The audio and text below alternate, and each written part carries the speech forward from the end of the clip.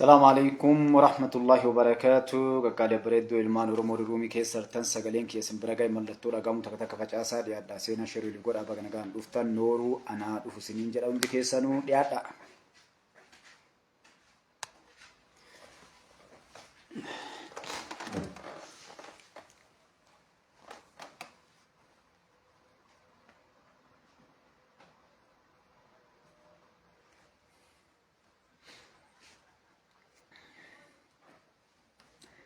سقالين كي رقم عمي تكتك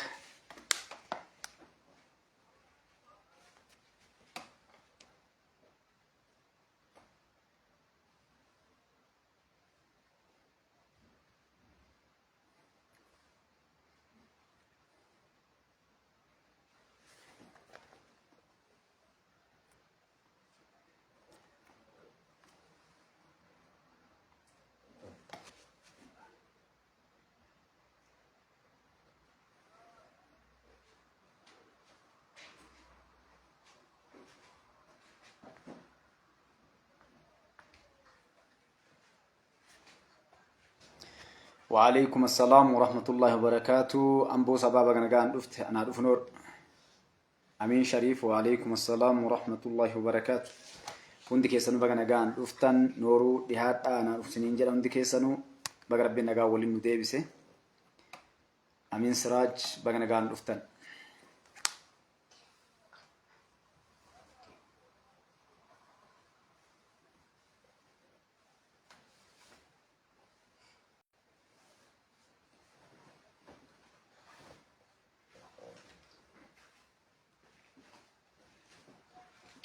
ما شاء الله ما شاء الله.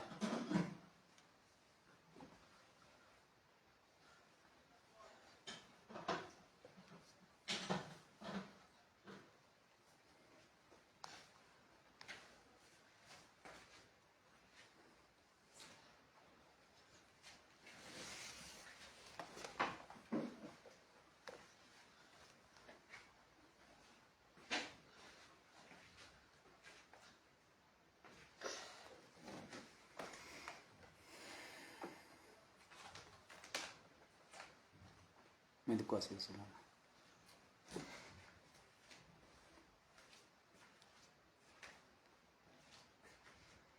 كاميرا كي بدي دام تينا وفلتا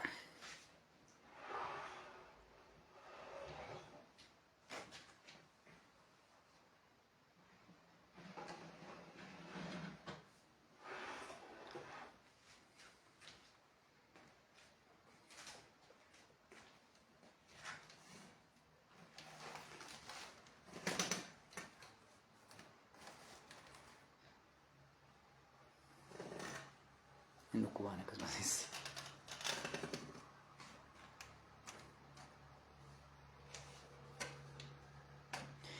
قال إن شاء الله اتسينا بغنا قال نفتن هندك يسألون السلام عليكم ورحمة الله وبركاته. والسلام عليكم التنو عليكم السلام ورحمة الله وبركاته. هندك يسألون بغنا قال نفتني سلامتك يتان سودان هكا يوف أبو إن دقتنا هندك يسألون هكا عباتين أبت أليس اللي ربنا هاقولوا هندك إن شاء الله نمني هكا عباتين ملكاي نمني هكا عبان هونغاي ربي وراك عباتين عباتين ملكا وانا أليس اللي ربنا هاقولوا haqaa yoo faabbootiif aansuudhaan ammoo ummata addunyaa keessatti miidhame hunda akka rabbi rakkoo keessaa baasu hidhama akka rabbi kamsiisu rakkataa akka rakkoo baasu hunda isaatu gartee du'aa hin dagatinaa isiniin jechaa gama sagantaa kiyyaa seenan offolchaa sagaleen kiyya suusin jalaa fagaatee akkasuma kaameraan kiyyallee bareedaa yoo ta'e offolchaa inshallah kaleessanii dhufuun dandeenye eega seenii bahee dhiifama isiniin jechaa inshallah kan namni hedduun na eeddanii Facebook illee naga soomana dachaane kana as namni guddoon dhufu waan ta'e moojii Facebook guutumoo kiyya qofa kamalee wiiki dadhaba akkasi share godhana biraan gaa ne nama harkisaa fida inshallah baay'ee dadhaba Facebook naga soomana as jechuudha. Akkasi qaqqaalee bareedduu ilmaan Oromoo baga rabbiin nagaa walitti nu fide mata duree kiyya akkuma agartan duula shaneen duula kumaa jettee uummata Wallaggaa irratti bifa haaraa waan banteefi haala yeroo irraallee akkasuma waan hedduu waliin tuttuun ilaallutu jira. Haga yeroo biraataate inshallah deemsa bichuu fi Marshaal Biraanuu Juullaa haala yeroo biyya keessa wanna hedduu waliin lallaalaa yeroo rabbi biraataate duraan dursinee ammoo inshallah kun mata duree gubbatti isinii kaayetti bakki irraa eegalle yeroo rabbi biraataate inshallah biiznillaahi ta'ala duula shan irraa eegalla uummata Wallaggaa isin fixaa jirtu jechuudha. kan guyyaa goototaallee asumaan waan kana xiqqoo isii warra shanee kana kama waa'ee duula kuma isiin jettee keettee kana waliin qabsiifne waliin laallaa jechuudha. Gaarii duraan dursee faaruun rabbi nagaa waliin nu deebiseetii baga nagaan dhuftan hundi keessanuu nooruu dhihaadhaa isiniin jedha. Ilmaan Oromoodhaa akkuma duree kee gubbaa kaayee bakka irraa eegallu shaneen uummata Wallaggaa fixu jirti. Dhiyoo kana wagganaa itti aanaa marroo nama marroon harka mirgaa ta'e nama lamatu harka mirgaa dhabe faandoonis harka mirgaa dhabde shaneelleen harka mirgaa dhabde jechuudha. Jarri lachuu uummata fixu jirti. Naannoo nafxanyoota keessattis dubartii ijoollee nama fixuun ofii ol fixuun Goojjamiif Gondariin itti fuftee jirti jechuudha. Tagama shanee waliin laalla. Shaneen dhiyoo kana haga gartee cabxee agartee saamicha uummata fixuu uummata Wallaggaa garnam 29 gartee haga jawween baatuttis barreessee jira. Nama 28 hagas gahu fixxee jechuudha. Warri shaneen dhaaba keenna qabsaa'ota keenna jettan waan yeroo dheeraa isinitti himaa baane waggaa 6-7 kana nu isinitti yaa baane warroonni aktiivistoonni Oromoo afaan kan waliin dubbannu hadha hojiin agartanii jechuudha. Gaafa qabsoo silaa baateef harkaa baaxila taatee ijoolleen tuun harkaa galtee kuun diigamee hogganni isiin qabdu ajjeefamuu faca'uu eegale uummata kalee isii nyaachisee isii obaasee isiif jecha rakkoon itti gale maatii ufii deebistee fixaa jirti jechuudha. Wallagga keessa wanni shaneen dalagaa jirtu maatii qabsaa'otaa yookaan warra shanee galee jettee namoota agarte ijoollee daa'imman maatii olii qabdee rashanaa jirti jechuudha. Kuni akkuma isin argaa jirtan waan isin dura himaa turre bakka kaayyoo waan itti buutu dhabde ofii olii buutii jedhan. Kalee uummata Oromootiif qabsoofne jedhanii adda kun ifatti haga abbaa jaraa obbo Jawaar Mahaammadiin baatutti ka waan ifa bahee sooshaal miidiyaa kanarratti addunyaan miidiyaaleen argee dubbachaa jiru osoo waan hin dandeenyee fi yakki sun gaarii miti ka jedhu barreessee jechuudha. Galatuun jennaan jawween bakka tanaan jechuudha. Maaliif dhugaan tun maaliif akka uummanni itti dhumachaa jiru uummanni Wallaggaa amma keessa jiru ta'addaati. Kanaa miti amma maqaa duula kumaa yookaan ammoo andishii ka jettee afaan warraatiin baafte kanaanii duula kana gosa isaa kaatti dhufnee agarraa duulli kumaa kun ka jedhamu nama keessa mul'ate nama Oromoo kamoo jechuudha. Jajjaba Oromoo beekaa Oromoodhaa namoota keessaayyuu abbootii qabeenyaa namoota hayyuu Oromoodhaa dhabamsiisu jechuudha. Waan isin ajaa'ibu wanni shaneen baaftee fi faannoon baafte tokko jechuudha. Faannoon ijoollee barattootaa fi barsiisota doktoroota fixxee maaliif kana gootan jennaan ufumaa akka jarri gadhiifte irra jechuudha. Namoonni badhaadhina deeggaranii yakka nurraan ga'uuf deemaa jiranii fi yakka nurraan gahaa jiran namoota barataniif ijoolleen kun wanni baratanii fi hegeree qabsoo keenyaa laamshessuu fi kanneen kutuu qabnaa dhabamsiisuu qabna kan jedhuun ijoollee iskuula dhattee faandoonis rashantee jechuudha. Shaneelleen kun ka shanee ka duraanuu ni beektanii viidiyoon asiin dura viidiyooleen hedduun isiniin bahee gurra isin gahee jira argitanii warri harka kennatee galee keessaayyuu obbo Sanyii hojii walii galifaati ijoolleen bahanii namni nuuf hin barsiisota namni tokko barsiisota 11 ajjeesuu himee ijoollee mana iskuulaa wanni cufnuuf wanni gartee caccabsinee akka ijoolleen hin baranne gooneef ijoolleen kun wanni baratanii fi biyya tana nu guddatanii boruu qabsoo ta'e dura dhaabbachuuf jedhan jechuudha. Laalaa kana maaliif uummanni Oromoo wallaalaa ta'e akka inni taa'uuf Oromoon akka hin baranne ifan lafa kaa'aa turan. Amma ammoo tafaallaa isin dhufte maatii qabsaa'otaa yookaan ammoo warra shanee galtee yookaan ijoollee karaa nagaatiin harka kennatanii galanii kanneen rashannaadha jechuudha. Maatii isaanii ijoollee ta'ee xiqqaa ta'ee guddaa ta'ee ni rashanamanii jechuudha. Oromoon isaan hin deeggarriin ajjeefamtee jechuudha. Duulli kumaa kun kaanama tokkocha kuma ajjeesaa jaruma kuma ajjeesaa duulli kumaa kun waan dhufee gammatti karaa mootummaatiin mootummaa naannoo Oromiyaa illee ta'e mootummaan federaalaa waan kanarraa waan dubbateen qabu karaa ammoo sooshaal miidiyaa biraatiin bal'inna deemaa jira wanni kun jechuudha. Maaliif warri maqaa qabsootiin kalee deemu gara maafiyaa yookaan ammoo saamtota yookaan ammoo uummata sodaachisanii keessa jiraachuu sodaachisanii irraa nyaachuutitti deebi'ee jira.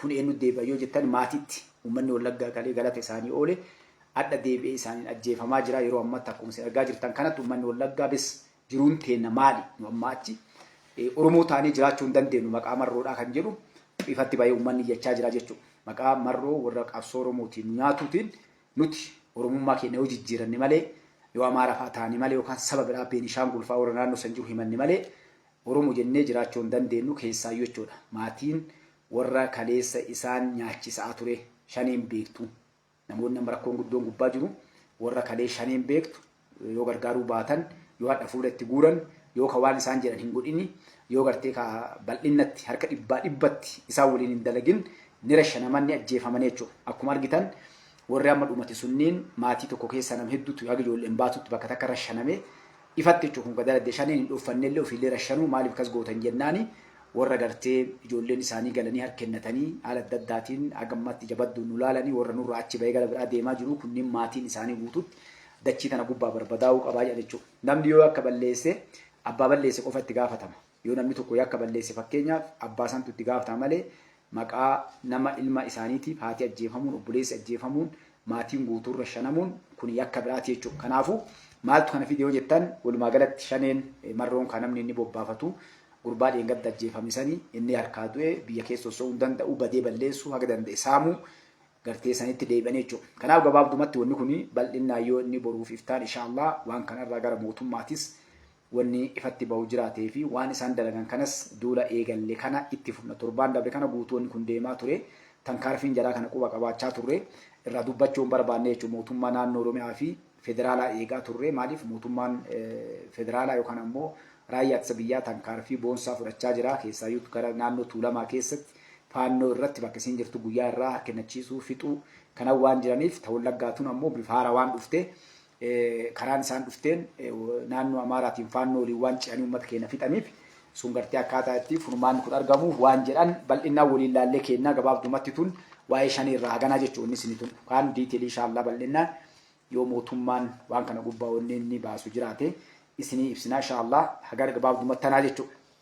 Gidduu osoo tagama guyyaa guutuu taatii fi warroota shanee Finfinnee keessa jirtu akkasuma harcaatota shaneedhaa tamaqaa shaneetiin adda bilisummaa Oromootiin dhalli dallaaluu barbaadanii osoo hin dabarreen duratti waa'ee masgiida Finfinnee keessatti dheengadda dalleen diigamee irratti akka hordofaa akka jirtan quba qabaa namni gartee odeessan barbaadan hedduun keessa waan gaafataniif keessaanis wanni suni alhamdulillah gaarii deemaa jira. Warroonni gartee majlisaa mootummaa warroonni naannoleellee majlis naannoollee ka federaalaallee akkasuma gartee uummanni naannoo Finfinnee sanii argamus waan kana gubbatti warri yakka dalagan warri halkaniin dukkana dahoo godhachuudhaan dhaqanii qabeenya gasga'u balleessanii fi baallama seename kan masgiidni sun waggaa yoo xiqqaate gara 50 akkas bakka san jira.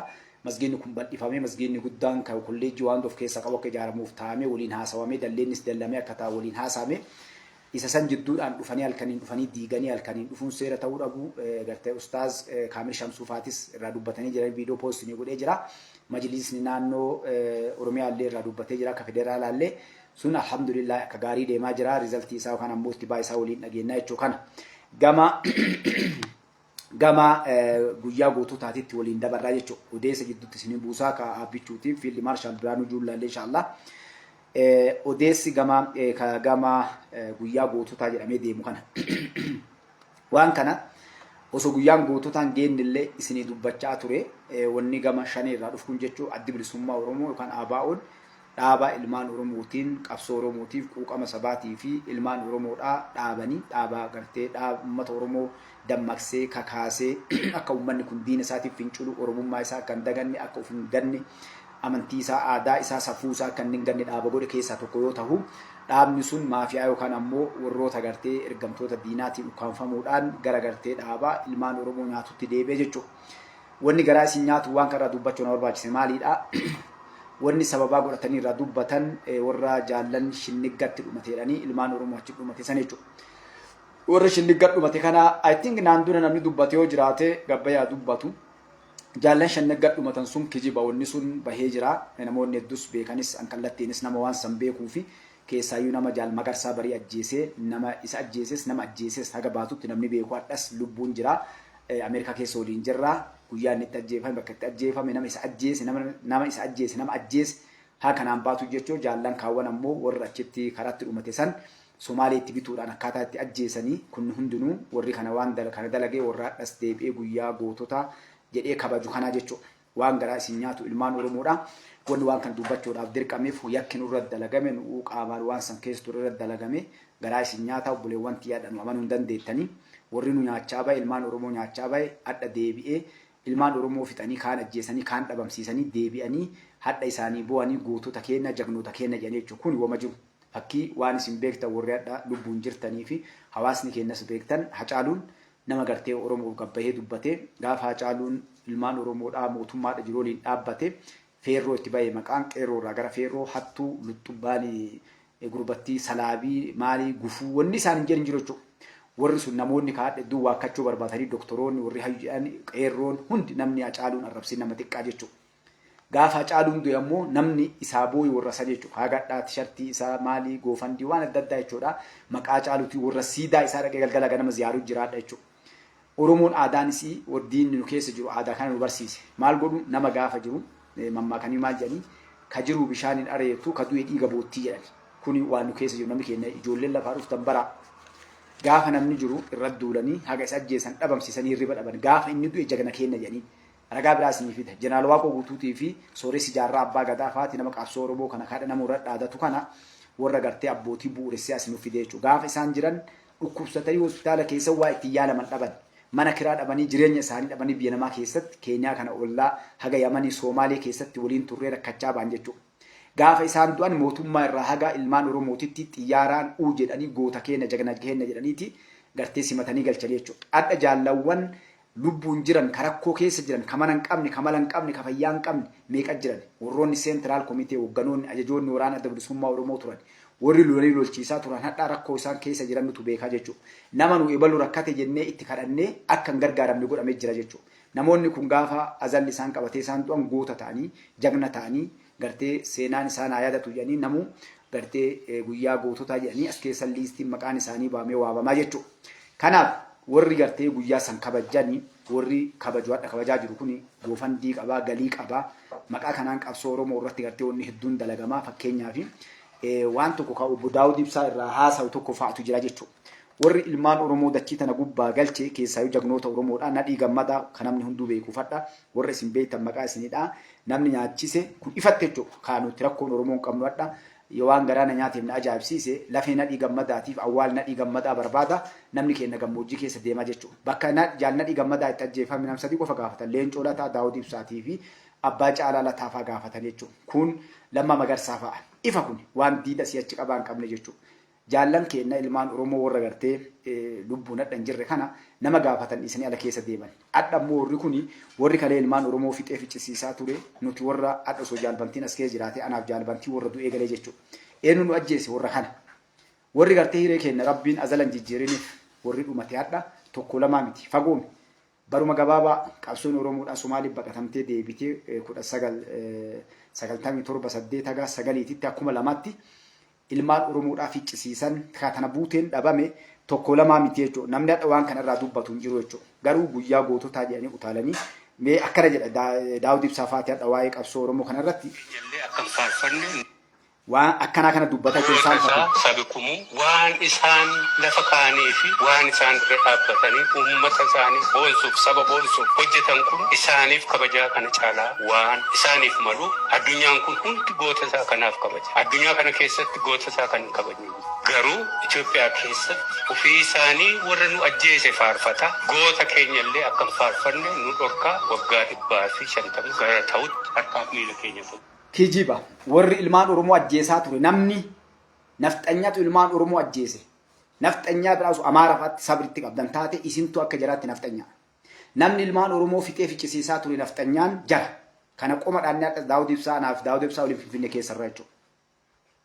Tokko tokkotti nimna fagoomi mul'is gadaa eenyu ajjeesise fagoo mul'is gadaa abbaa adda bilisummaa Oromoo bu'uuresse jaarraa abbaa gadaa wajjin namni dhamamsiise isaa jechuudha. Ilmaan Oromoo kumaatama. Daawudiin hadhas gubbaa bayeetiin gartee waa'ee qabsoo nutti himuuf qabsaa'ota deemu kun namni ilmaan Oromoo nyaate.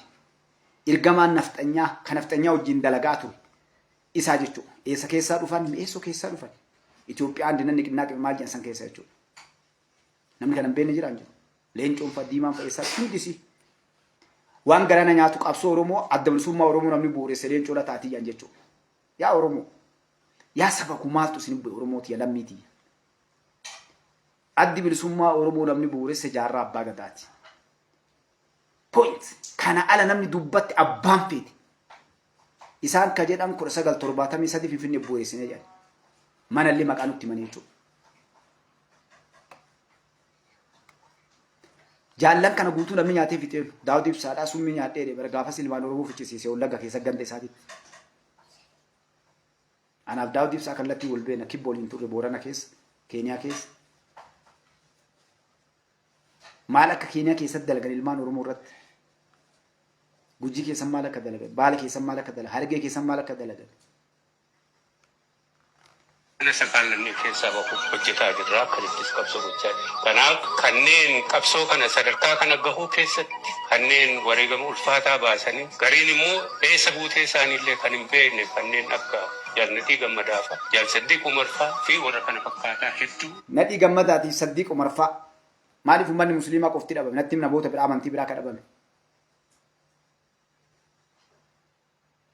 Addeessaa Gadaa fa'aa Ashiqoo Abbaan Ashaafaa keessa ilmaan Arsii qofti maa dhabamte. Namoonni keenya baratan hayyoonni keenya jagnoonni keenya qofti maa dhabaman eenyu dhabamsiise. Nadhii Gammadaa dhayman kana eenyu bobbaasee eessa bobbaasanii eenyu dhabamsiise. Nadhii Gammadaa bar dalaggaafsi barbaanna jedhanii waamanii bar karan nyaatanii bara waa dhabamsiisanii. Adda namoonni hedduun barbaada gammoojjii fa'aa keessa deemu barbaada. Nadhii Gammadaa bar akkas ta'e jedhanii dubbatu. Nadhii Gammadaadhaa namni gartee irraa gaafatamu dhugaasaa bakakkoo kallattiin jechuudha. Lubbuun jira dhugaasaa bakakkoo ajajaa shaneeti. I think Ugaandaa jira waan isaan beeku jechuudha.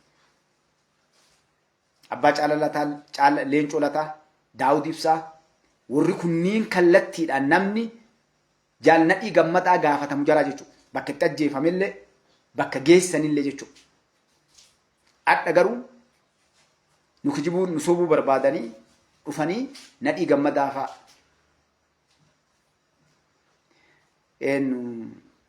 nuti akka saba keenyaan ummata keenyaan kunootiin jennu ummanni keenya nu dhaga'u. Maaliif nu dhageenye? Namni isaan dhagaan nama isaan nyaatu qofa jechuudha. Oromoon rakkoon nu qabu. Nama isaan nyaatu, nama isaan tuffatu, nama isaan balleessu, diina isaanii dhaganii namoota gartee ammoo Oromoof dalagu sabaaf dalagu hin dhagan rakkinni kana jechuudha. Iyyaa turre waan kana. Daawudii hadha taa'ee waa'ee guyyaa goototaan itti himu kana anaan dura gabbee namni dubbatu namni Tigree jedheen hin jiru jechuudha. Gaafa Tigree wayyaaneen jirtu san waggaa 20 yaadha jechuudha. Ati Tigreedha namni jedheen ana jaallan qabsoodha lubbuun jiran kan bira jedhe. Tigree namtichi. Kaayoo nafxanyaa qaba nafxanyaa bobbaafate.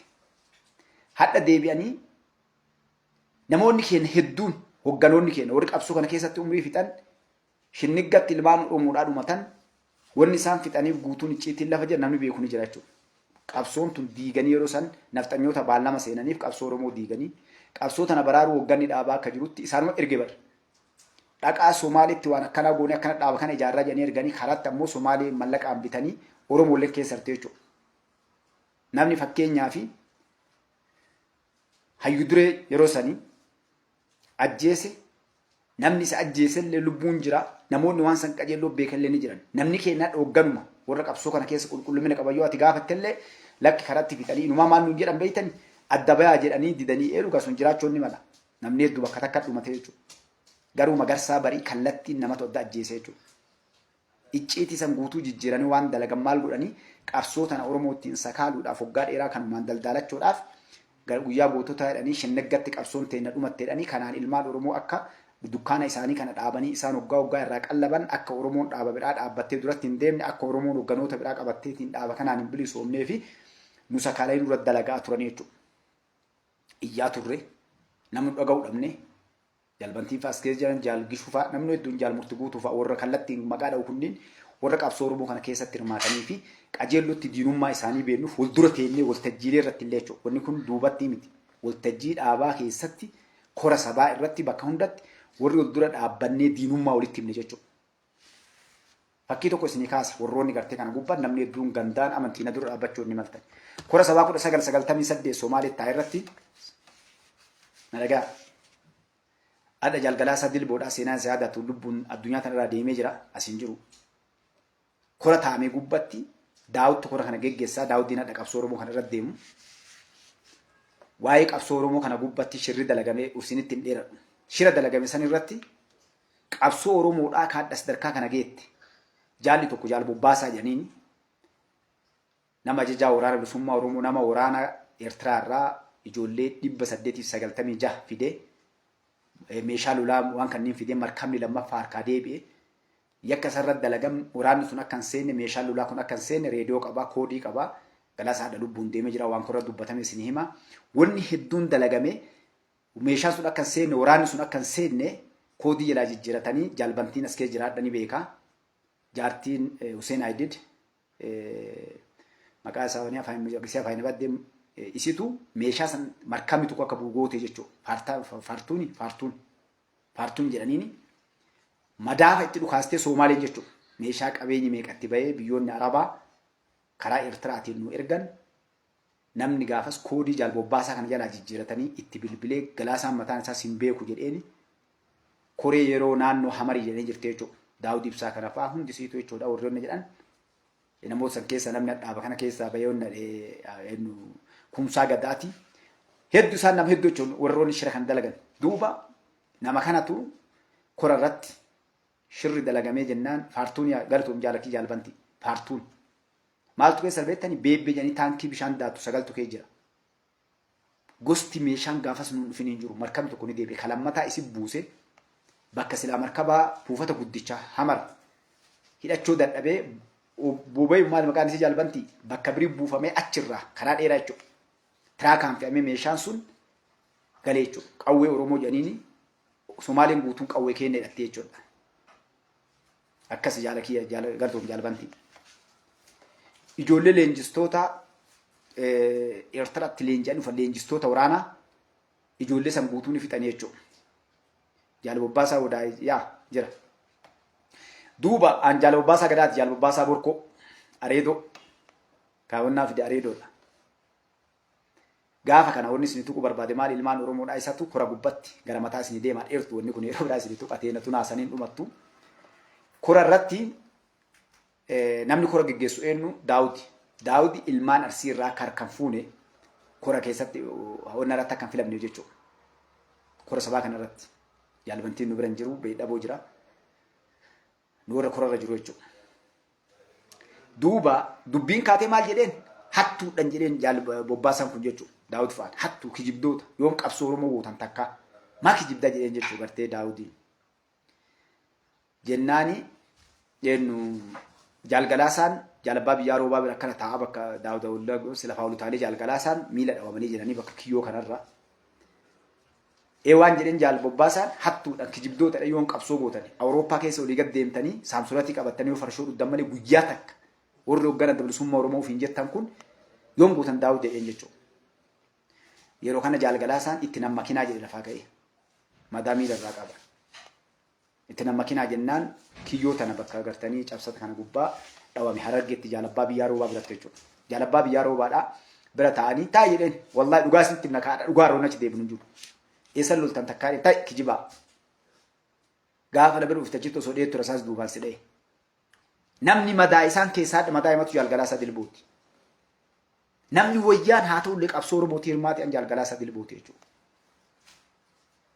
warri qabsaa'e warri sareen isaaniitti nyaatte warri umrii isaanii qabsoo kana keessa fixan seenaan isaaniillee maqaan isaaniillee waabamu jechuudha gaafa du'an qofa jagna ta'an yeroo jiran Oromoon saaman Oromoon ajjeesiif inumaa rakkoon isaan fidammaa nu keessatti ilmaan Arsiitiif Harargee keessatti shira hogganoota keenya hogganoota Harargeetii fi hogganoota Arsii maanoo tuksiisanii hedduun isaanii hadha hogganoota Harargeetiif Arsii yoo tidhatte waan an dubbadhu kan amma yoo ati bira teette kijibaa jetti maaliif ofii maanoo tuqxee jirti ilmaan Oromoo ajjeesanii jiran hangoo argachuuf isaan jala deemanii maanoo tuksiisanii hedduu isaanii hadha jaalbantiin as keessa raanii beekaa jechuudha namni akka anaaf jaalbantiitti gabbayaadha jaallan qabsoo kana keessatti umrii fidhee qoma dhannee irraa waan fedhe dubbannu hin jiru maan naman ajjeesifne yakka Oromoo irratti hin dalanne qabeenya Oromoon saamne qawwee Oromoon gurguran qoma dhannee dubbannaa jechuudha hedduun hogganni adda bilisummaa Oromoo keessa gabbayee dhugaa tanan dubbatu adda maaliif shira dalagsiisanii jiran adda bilisummaa Oromoo hoggaa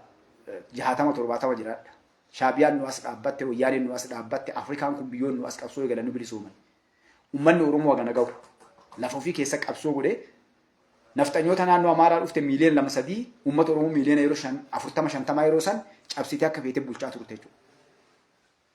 TPLF waraana miiliyoona uummanni isii miiliyoona 3 dhuftee waggaa 27 bulchite maaliif warroota kanneentu isaanii ergama. Hadda warri qabsoo Oromoo keessa gahee hin qabne ilmaan Oromoo nyaachisaa bahe. Hadda jaalbantii obboleessi keessa isaa jiraa fi ragaa fi kaleessuu deema. Dirree qabsoo keessa yeroo meeqa ajjeefame Keeniyaa keessatti maaltu irratti dalagame Keeniyaa keessatti fagoon ajjeefamee rasaasni meeqatti roobsamee guyyaan isaan geenne ba'e jechuudha. Maaliif ajjeefamuu barbaadan? Namoota icciitii isaanii beeku isaanii tole hin jenne qabsoo Oromootiif dhaabbatu guutuun dhamamsiisan jechuudha. Warroota kana yeroo ajjeesan jagna ta'a warri kun. Ka ofiisaan ajjeesan diina ajjeesee jagna kenna ebaluu hadha liistii yoo isin dhaqxan maqaan jagnoota waamamee yeroo gartanii waggaa irraa waggaatti yeroo cufaa guyyaa gartee shinniggatti qabsaa'onni Oromoodhaa bakka takkatti amantiin addan baanu jennee itti wareegaman jedhanii jechuudha.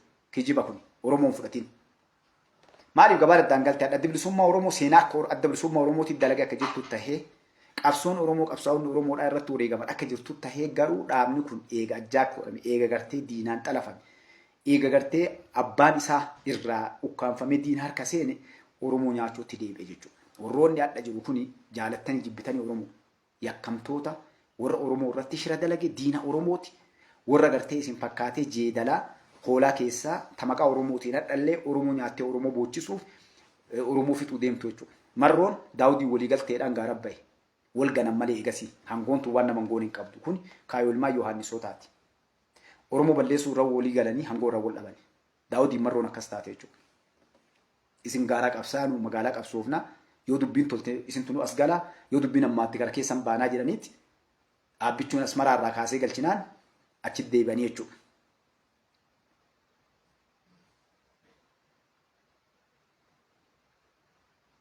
Akkas jaalbanti galtu osoo beeknu huubooliin jette sareen jedhan san ni beekna guutuu isaa waan dalagamaa ture. Hoogganoonni adda lubbuun jira isaa walii hirmaatan. Ani hiree takka argadhe ilmaan Oromoodhaa. Hiree kora sabaa bara 1998 Hamarit taa'ame irratti jala bultii kora sabaa hoogganoota dhaabaa wajjin ture. Irra sin deemuun achirratti dhaabni kun guyyaa bu'uureffame irraa haga guyyaa saniititti rakkoolee inni qabu waggan hireen inni argatee walii dhufee yeroo san waan ta'eef walii dhufanii wal gilgaalanii jechuudha. Adda jaallan iddoon lubbuun jiranii isin bira jiranii kiyya isin jechuun ni mala naffi danama akka isiniin jedhe abbaa fedhoo ta'e ni beeka eenyu faallee akka jedhan naffi ta'a nama yoo atillee waliin kijibduu taate malee nama hin kijiboonni Mustafaan jedhe kijiba jedhe fuudhii naffi danaa saalfadhu as miidiyaa kana irratti ammallee duubatti miti na bira fidisa kijibduu kora san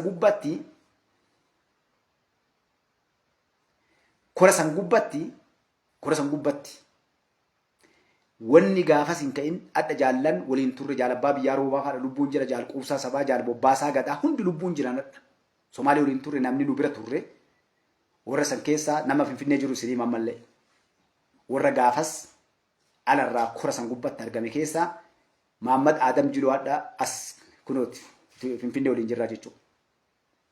Karama kanaan viidiyoo isa yoo argadhe irraa fudhee yoo naa hayyamee naa kenne viidiyoo isa irraa waan hedduu poostii ni godha jechuudha.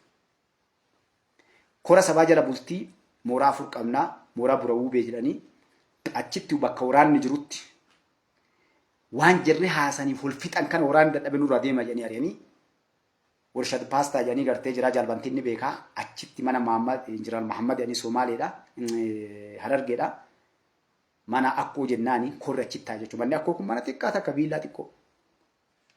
Nu ana galmoo nama ijoolleen warri sana kordaa waliin jirru namoonni bakka san jiru jechuudha. Nama shan jechuudha. Duuba maaltu godhame? Wallaahi Oromoo namni kun namni waaqoo mallichaa diidaa hireessii kenna ol bahime nama Oromoo dhufee yoo eegaa dubbiin taate waaqoo mallicha diidaa nama Oromoo barbaadamoo na deeggarta waaqo duuba waaqoo nama Oromoo sii kenna namni Oromoo jiraatte sii kenna hire namni waan kana kijiba dubbattee itti nama Oromoo jiraatte hire sii kenna jechuudha.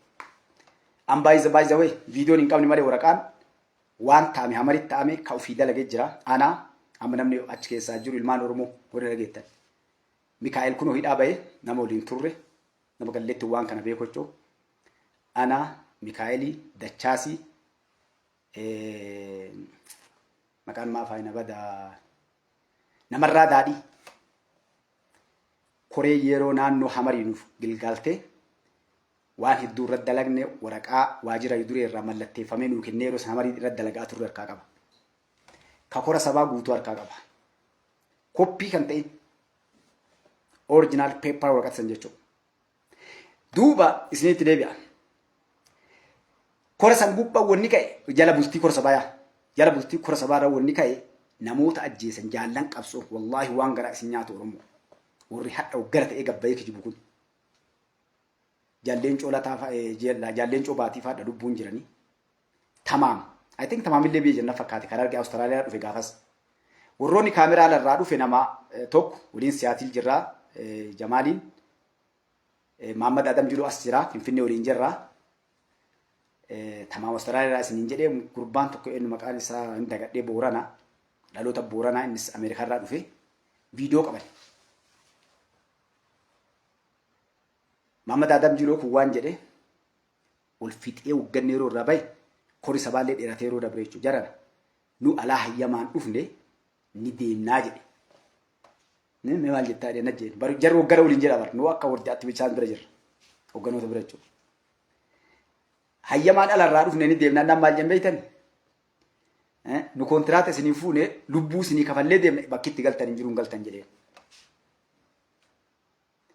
دوغاجي ايجداني ونسون مدمت جرا على رفت وراني غن ديسو تنجيرو اسين في تارات اندچارو يانيچو وغني دابا كبول فيته يبلو نتي نجيبني يبلو اتي نجيسبني يبلون أتي كنم غوني والله أرمو حاجة ستركات تجري ولين دلبو أمار ولين دلبو إنسان دلقات ورن تك تول باسين لفك كانيتشو كنامي تشير إنسان دلقات ilmaan arsii irratti ijaaranii jaal quubsaa sabaa nama jedhaniif jaal abbaa biyyaa roobaa wal dhabsiisanii warra wal fixe waggaa wanni kun bu'uura addi bilisummaa Oromoo bu'uureffame irraa rakkoolee walitti qabate kana fidanii kora sabaa kana gubbaa kaasanii jechuudha.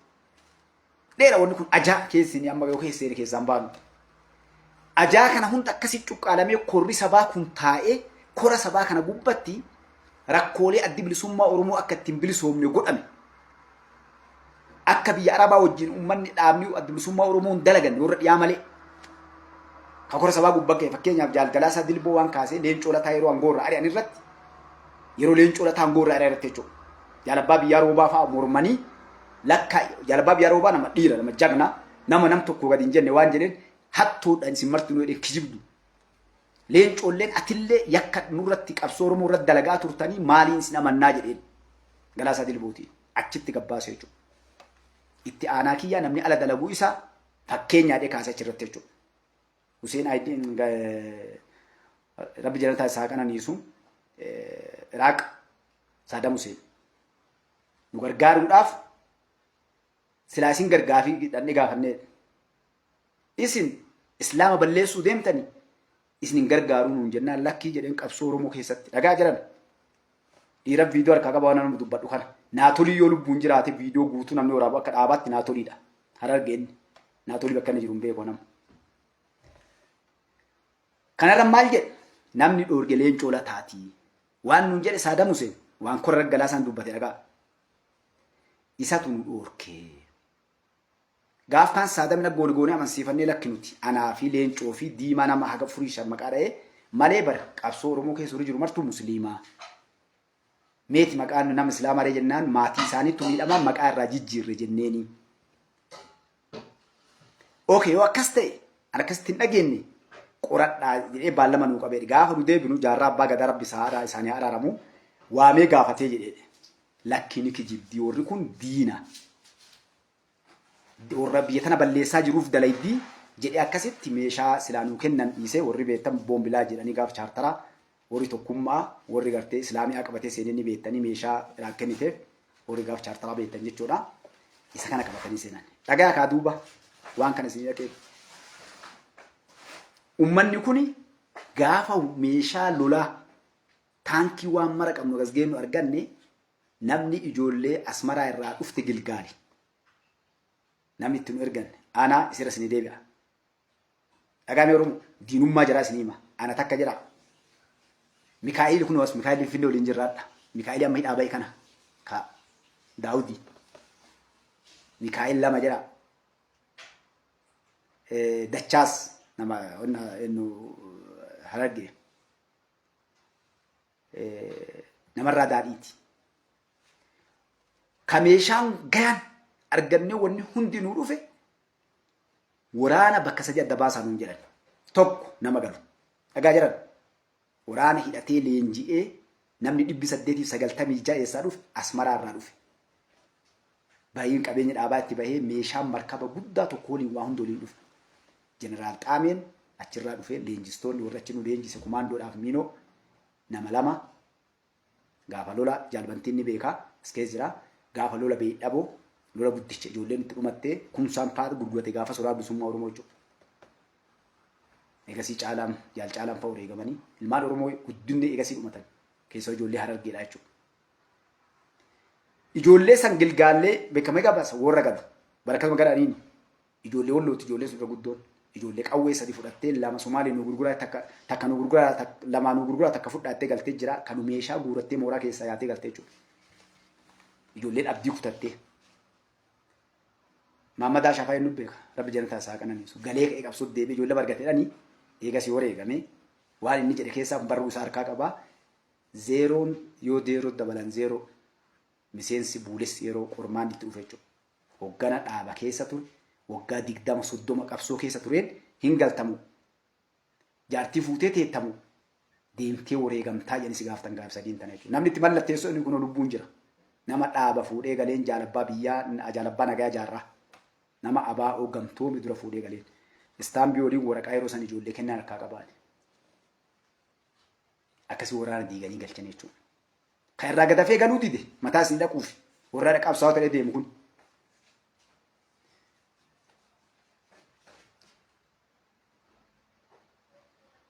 Yaa beedhaboo ayinaa jaalbantiitti si dhufa yaa beedhaboo waan beedhaboo dalagame sun waan dubbatamuun mi sa'aatii namatti dheeraa dhufira utaalaa jira.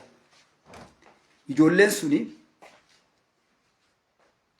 eega akkas godhan meeshaa halkan irraa baasanii tiraaka beektan makiinaa fe'aa kanaan meeshaa dhufe gurguratan maal nuun jedhan halkan irraa makiinaan fe'ee tiraakni walitti dhaabbatee bara makiinaan fe'aa meeqa fe'aa bulu mata tooyyee jechuun mana masaraa mootummaa Somaaleedha irraa bakka mooraa Huseen Ayiddiji jaalbantiin ni beekaa kan mara jechuudha halkan irraa fe'anii gurgurachaa baradaa isaan gaafa waan mara geessanii irraa baan ilmaan Oromoodhaa dheeraa akkam godhee isin himan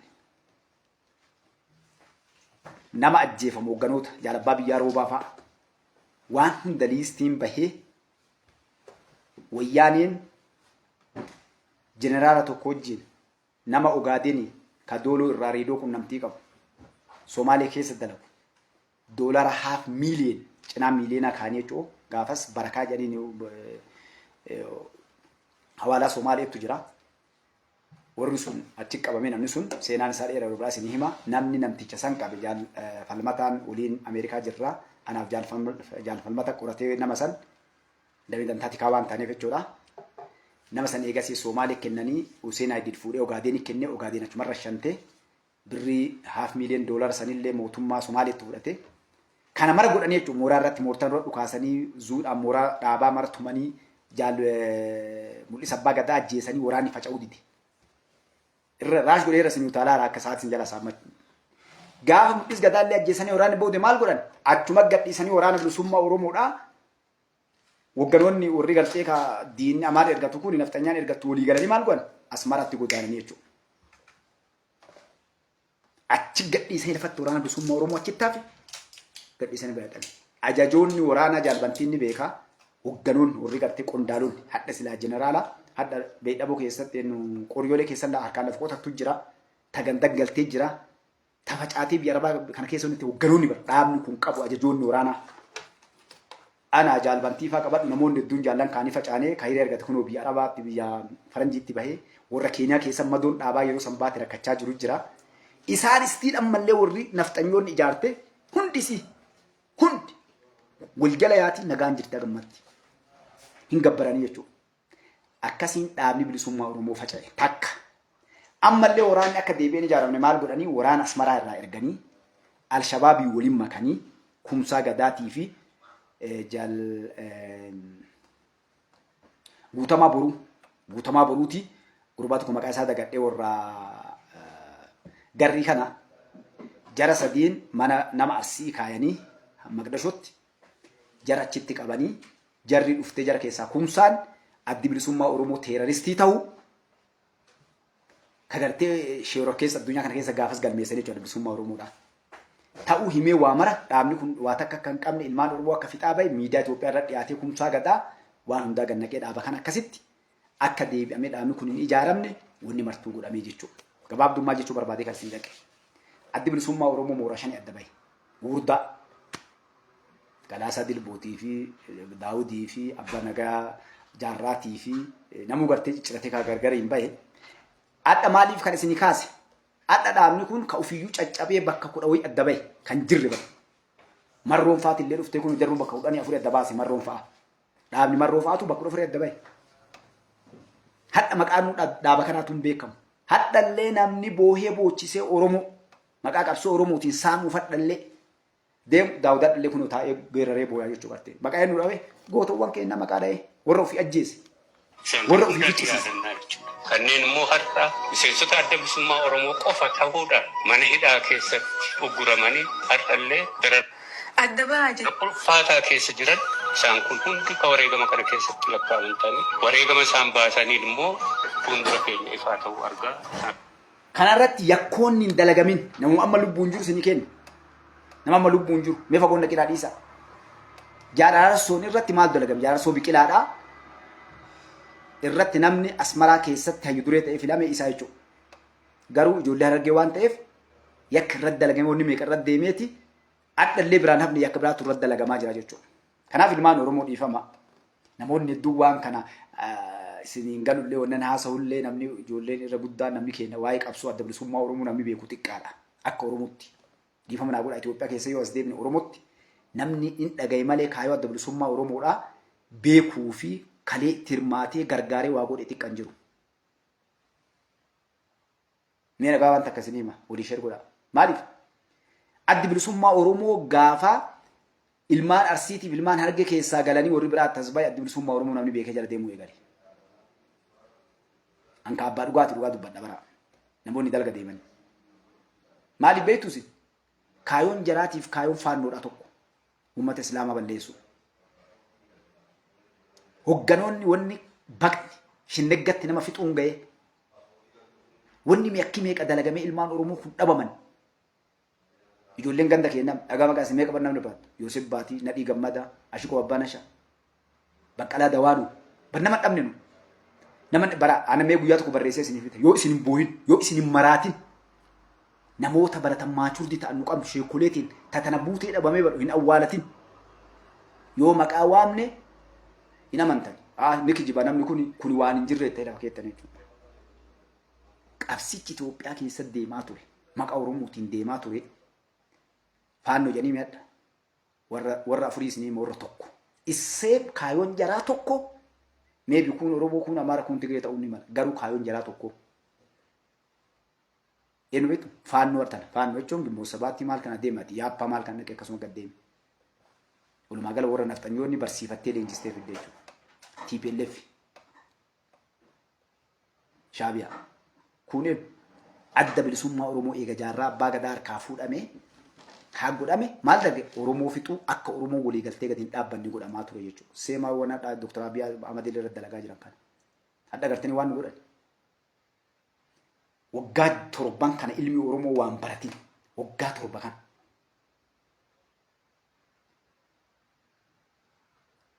Waggaa torban kana. Namni keenya yoo waan bari waayuun bari wallahi. Namni waggaa torban kana taa'eetiin tallee waan laali maaliif nama kana irra duudame yoo jenne eenyu irra duulchise yoo jenne jarri sadiin kun waliin dalagani. Nafxanyootaa fi TPLF fi warri maqaa Oromootiin nafxanyoo leenjisanii ergan waliin dalaganii jechuudha. Ta Oromiyaa keessaa tun abbaan feetee liqimsi abbaan feetee gati. Rakkoo uummata keenyaa yoo hiddaan buqqifne ijoolleen teenya lafaa dhuftu waan kana hin barin borullee ni sobamu. Mustafaan kanaaf dubbata bara waan xiqqin dalagamne. Aniin isin dura taa'ee dubbadhu kun akkana iyyuun maal isa beektane du'ee gale hadha silaa naanillee namuma warra jagnoota keessa maqaan waamamu Daawudaa Daalachi taa'ee silaa. Jaalbantii fufaadha fayyaan isa qabdee na biraa fi jedhe kana adda silaa maqaa akkuma keessa kana asin waamtan jechuudha.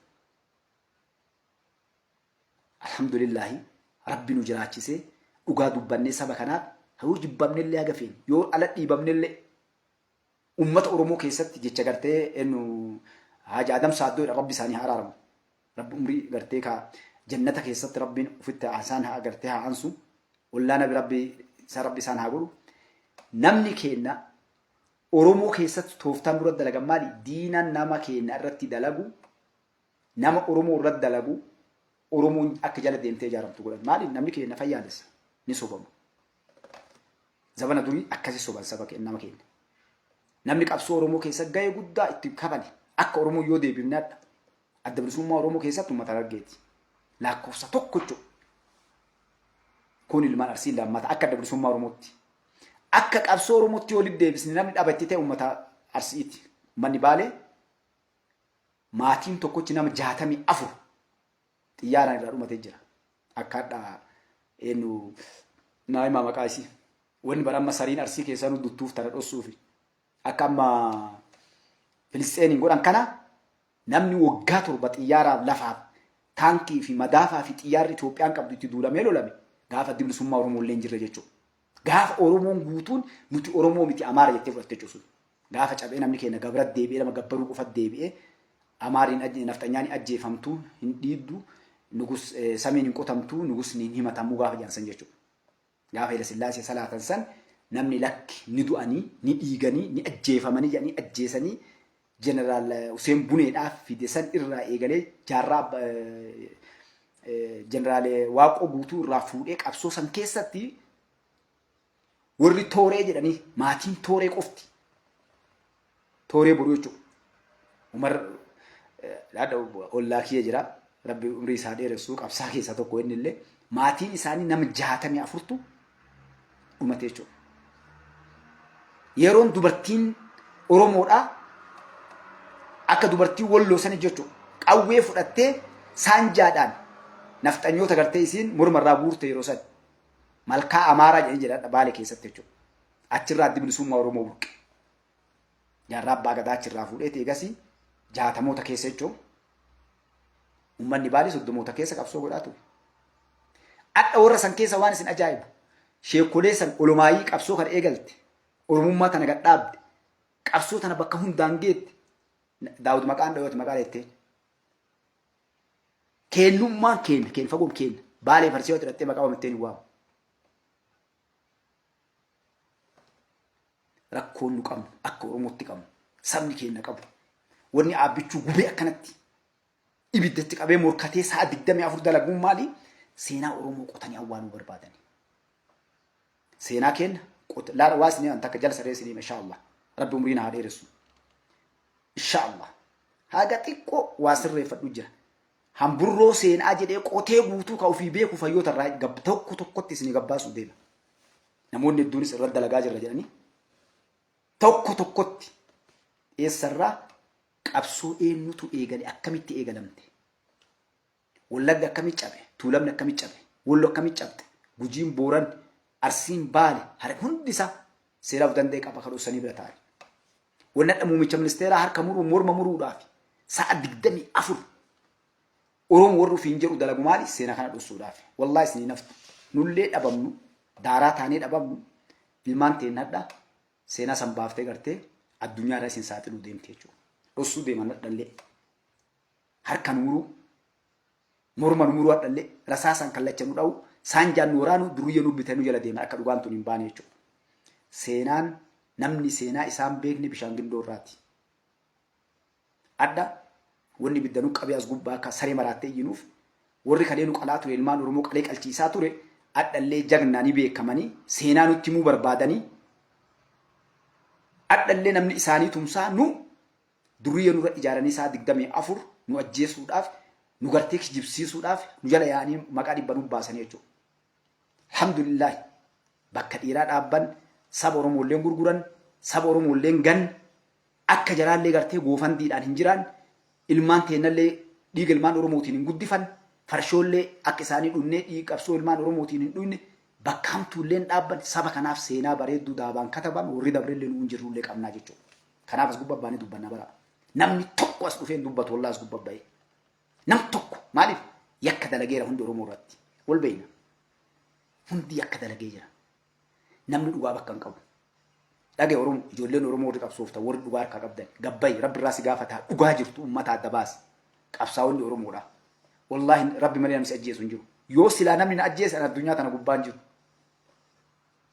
yoo namni ka du'u Mustafaa dura namni du'u hin jiru maaliif namni dura adda bilisummaa Oromoo keessaa gabbayee miidiyaa irratti hadhaa namni gariin barbaadhaa seera almost yoo xiqqaatte hadhaa waggaa 20 hedhaa jechuudha addi bilisummaa Oromoo diinee jira namni jedhan hamee namni gadda baay'ee nama Oromoo jiraatu haa jiru Nairobi keessa namni oli gagguusaa ture jaalbantii as keessa jiraatu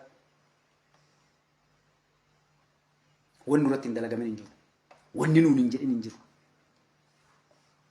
kaleessa gaafa bakka dhiiraa jiru dhiira gaafa kaayoo isaanii dinne ammoo ni ajjeefamna ajjeecha jaraa jalaa gaafa baane ammoo ummata keenya waan hubannee seenaa qabsoo irraa wata kan beeyne nurratti ijaaranii akka afaan nu qabuuf tattaafatan hadha ammoo nu ajjeesu tattaafatanii jechuudha.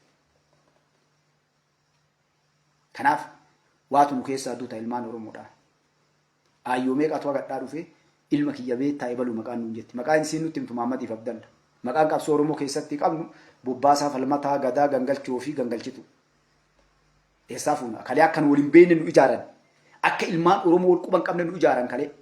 Qabsoo Oromoo keessa ilmaan Oromoo waliin dhufne maqaan nurraa jijjiiranii kalee ittiin kiristinnaa nu kaasan osoo nun beekin jechuudha.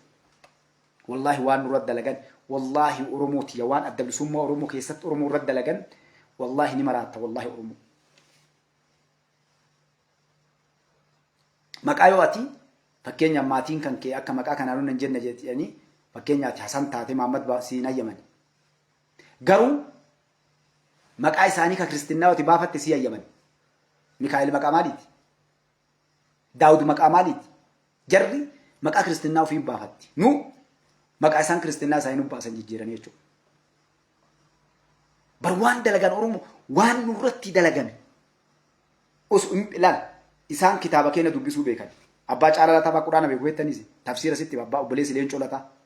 Hundi bar jarri kun nurra dalaguu nu caala martifatanii bahu Somaalee illee bu'an Suudaan illee bu'an Quraana keenya beekan Arabii beekan waa hunda beekan jechuudha. Maaliif horiin nyaataniin doolaraan addunyaa kana keessa deemanii jechuudha.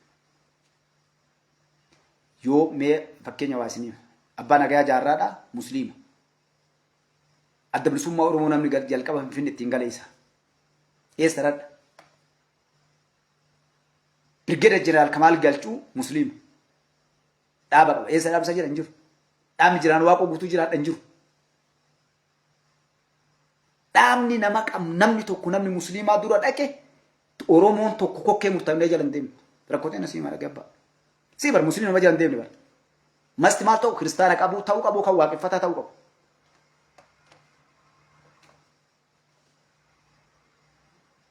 Mee peejii keenya laala.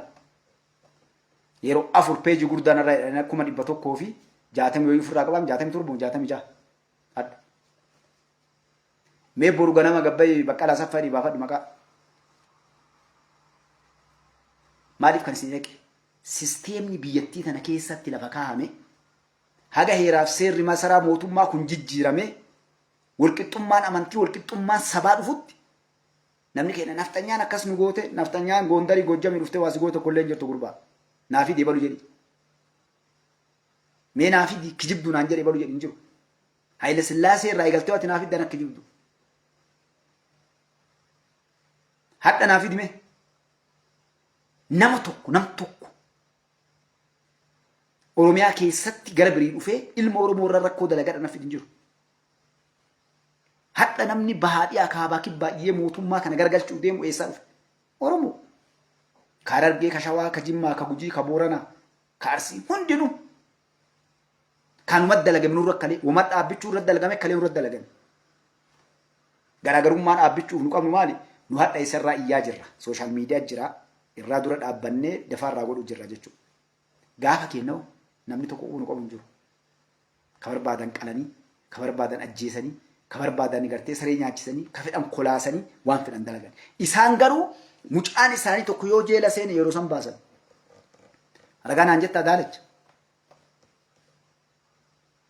Leencoo Lataa gaafa qabsoon Oromoodhaa dirree qabsoo keessa Shaabi'aa fi adda bilisummaa Oromootii fi wayyaanee wal loltu itti aanaa hayyu duree adda bilisummaa Oromoo ta'ee Leencoo Lataadhaa ibsaa guutamaadhaa boolee bu'ee baalee nimti bar boolee bu'ee alarraa dhufee bararee mallas wajjin haasanii paaspoora baasanii fi immigireeshinii irraa fiizaa dhahanii fi bararee alatti hin deebi'ate jechuudha.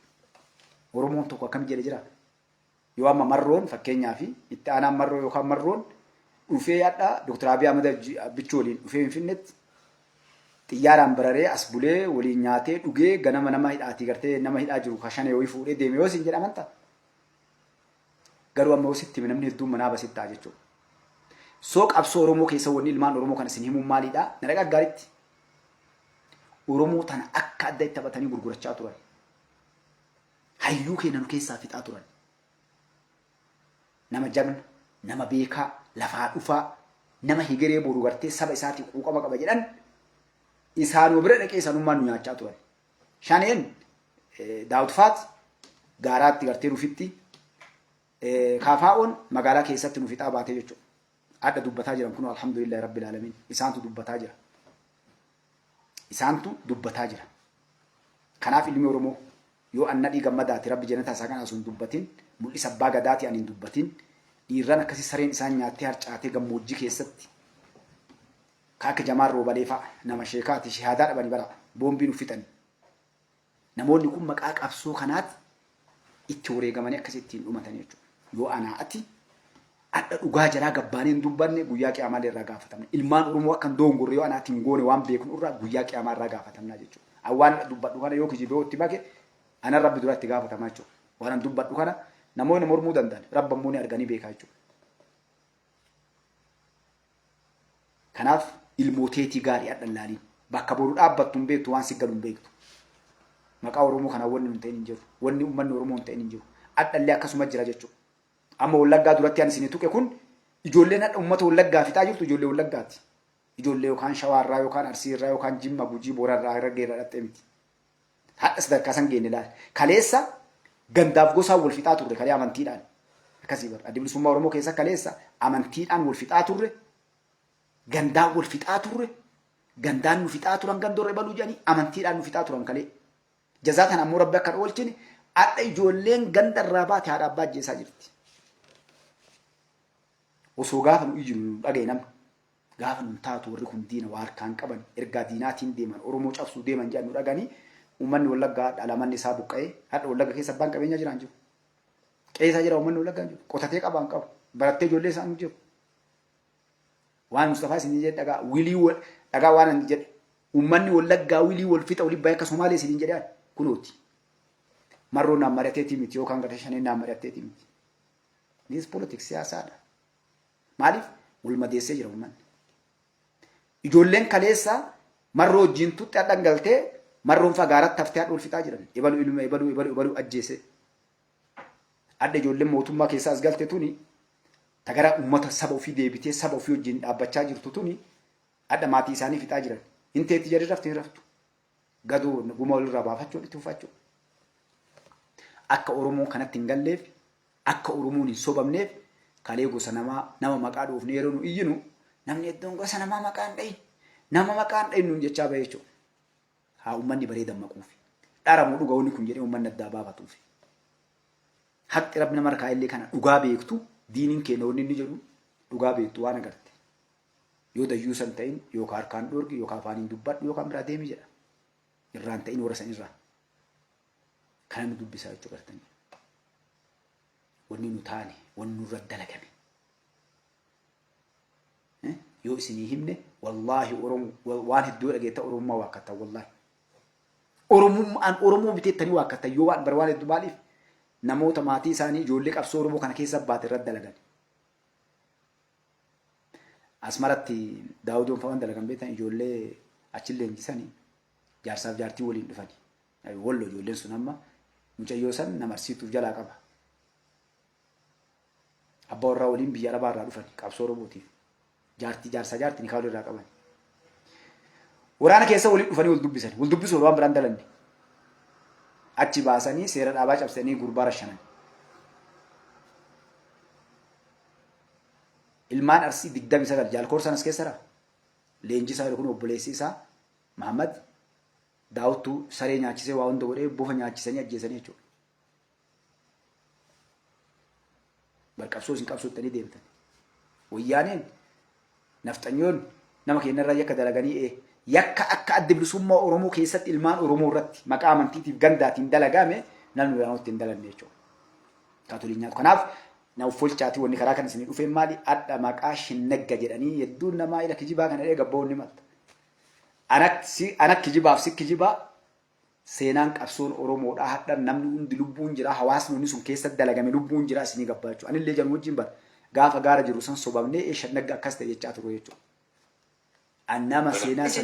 Nama seenaa san qajeelloo beekutu hadha lubbuun jira. Hatta namoota warra san ajjeese. Warri Somaalee eenyu fa'aa eessaa du'amuu jiranii maaltu dhaga'e akkami ajjeesanii warri beeku. Isin ajaa'ibaa baraa ilmaan Oromoo lammiitii. Ufii keenya ammoo waan beeknu. Ufii keenya waan beeknu adda namoonni hedduun nutti himuu barbaadan. Sobamaa turre bannullee gaafa qabsoota nadhandhee dabalamnu ijoollummaa qabnu sani asumaachuun ergachaa akka bara kan dhamaa turre akkuma adda kun ijoollee shanee keessatti taatu turre baraan martu. Gaafa wata akka dubanne asumaachuudhaanii bagartee dhagaa muka bu'aa baane nullee. Saba kanaaf qabsoon tun dhuga jennee sareen tun nyaachaa baate. Ilma Oromoo irratti yakkoota meeqa dalagame maqaa kanaan saba keenya irratti. Yeroo san gartee harkaasi qabdi sibiila harkaa qabdaa yeroo harkaasi qabdi Oromoon tuun borganaan bilisoomtu siin jedhanii ammoo maal siin barri kun bara bilisummaatii siin jedhan baruu. Bes ati bilisummaa itteetuma xiixxee laal bum waan godhi siin jedhan kana irraan facaateetuma nama daaraa baafta jechuudha. Wanni ammoo duubni kun ladiina duuba jira. Ilmaan Oromoo akka lolaatiif akka qabsooti waggaa 10 loltu waggaa 5 yookaan guddatti silaa loltu. Dhiirummaa Oromootiinis istiraatiijii qabnu uummata keenya keessa jira diinni tokko nu keessa hin jiru. Qabsoo keenya bara osoo jarri dhufanii nurratti dalaguu baatanii addi bilisummaa Oromoo osoo asii achi hin gorre Finfinnee dhufee qabataa jechuudha gartee waraana bilisummaa Oromoo osoo nam tokko rasaatti hin dhayin garuu maal gootaree. Amma Harargee Arsii Baalee kanneen keessa fagoo lafa qajeeloo beeku sinima Boorana Gujii lafa istiraatiijii uummanni guddaan keessa dhufan eenyu keessa eenyu sitti dhaabbatame mooraa waraanaa eessatti hagamtiira waraanni yoo uummanni kun ka waliigale fakkeenya Arsiif Baalee waliigaltee yeroo sanitti Harargeen kunniin waliigalanii qabsoo Oromoo godhaa turan. Gaafa san eessaa dhufanii lolan Oromoo Wallaggaa Oromoo Shawaa Oromoo gartee gara biraa fe'anii fidanii uummata Baalee waggaa 70 turan jechuudha. Jaal Waaqoo guutuu meeqa gaafadhu seenaan isaa maali inni namni dubbatu jira qabsoo Oromoo isa eegale jedhee yallan hin dubbatan. Qabsoo qotee bulaa Baalee jedhan jechuudha. Mee qabsoo qotee bulaa Baalee haa taatu uummanni Baalee Oromoo miti. Addi bilisummaa Oromoo maaliif uummanni Harargee irraa fudhatan? Maaliif isa dhaabee irraa leencoo dhaabee jedha garii nagammaa? Iban ni saafatu ban namni garii xiqqoo wanni qaani jedhaniif wanni xiqqoo waan kan namni duubaan na beekaa na dubbata jedhanii dubbatanii jiru. Leencoo laata dhaabee siin jedha abbaa qabsoo kana diimaa nagaa ofaa siin jedha. Daawudii Ibsaafaa Galaasaa Dilboo fa'aa dhaabee siin jedha.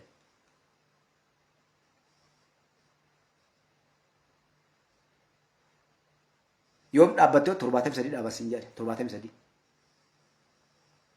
Okay, yoo dhaabni kun barmaaliif kan jedhan beektaa?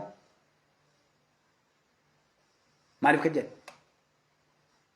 Qabsoo tana uummata musliimaatiin akka maqaan hin dhawamneef dhukkubni jaraa kanuma bara walii galatti rakkoon biriin jiru bara Oromoo jibbuu fi miti Oromoo gabroofuuf miti.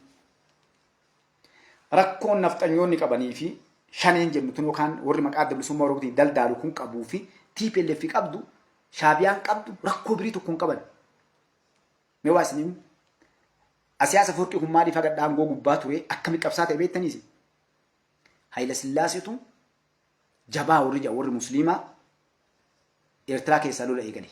Jabaan kun musliima dhaaba islaamaatii musliimaa onnaa keessa jiru jechuudha. Yeroo kana Hayila Sillaaseen ergate.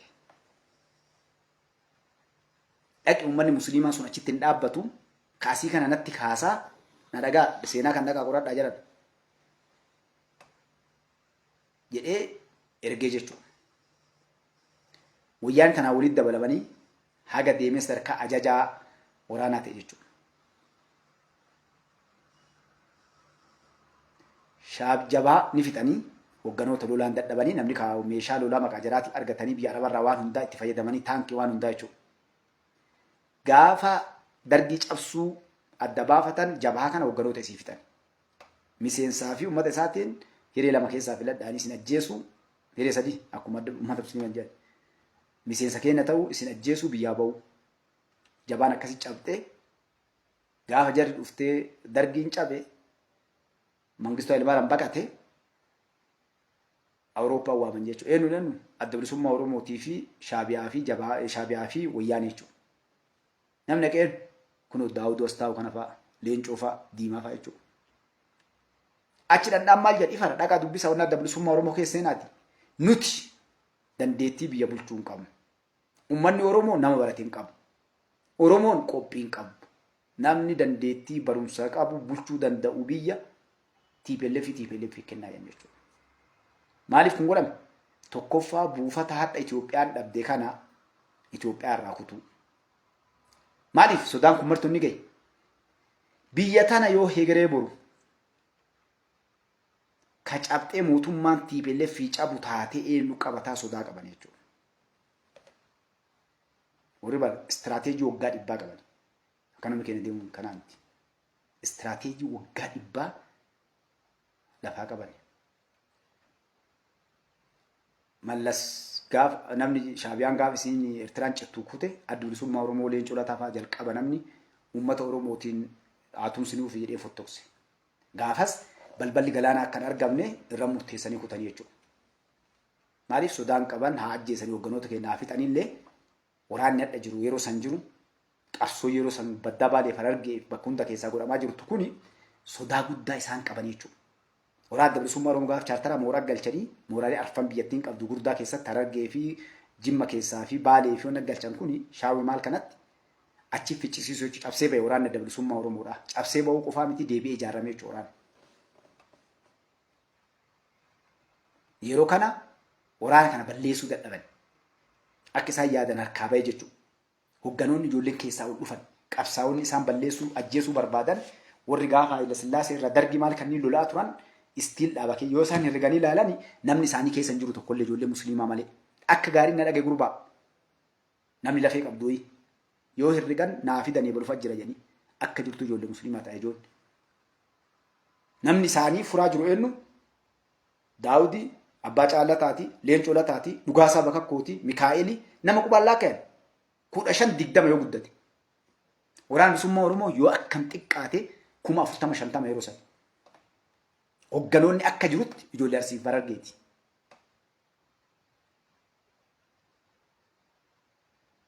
Seentiraal Komitee dhaqii akka yoo kijibanaan jette. Seentiraal Komitee adda bilisummaa Oromoo dhaqii websaayitii adda bilisummaa Oromoo ka duraanii jala seenii maqaa jalaa gabbaas ilaal.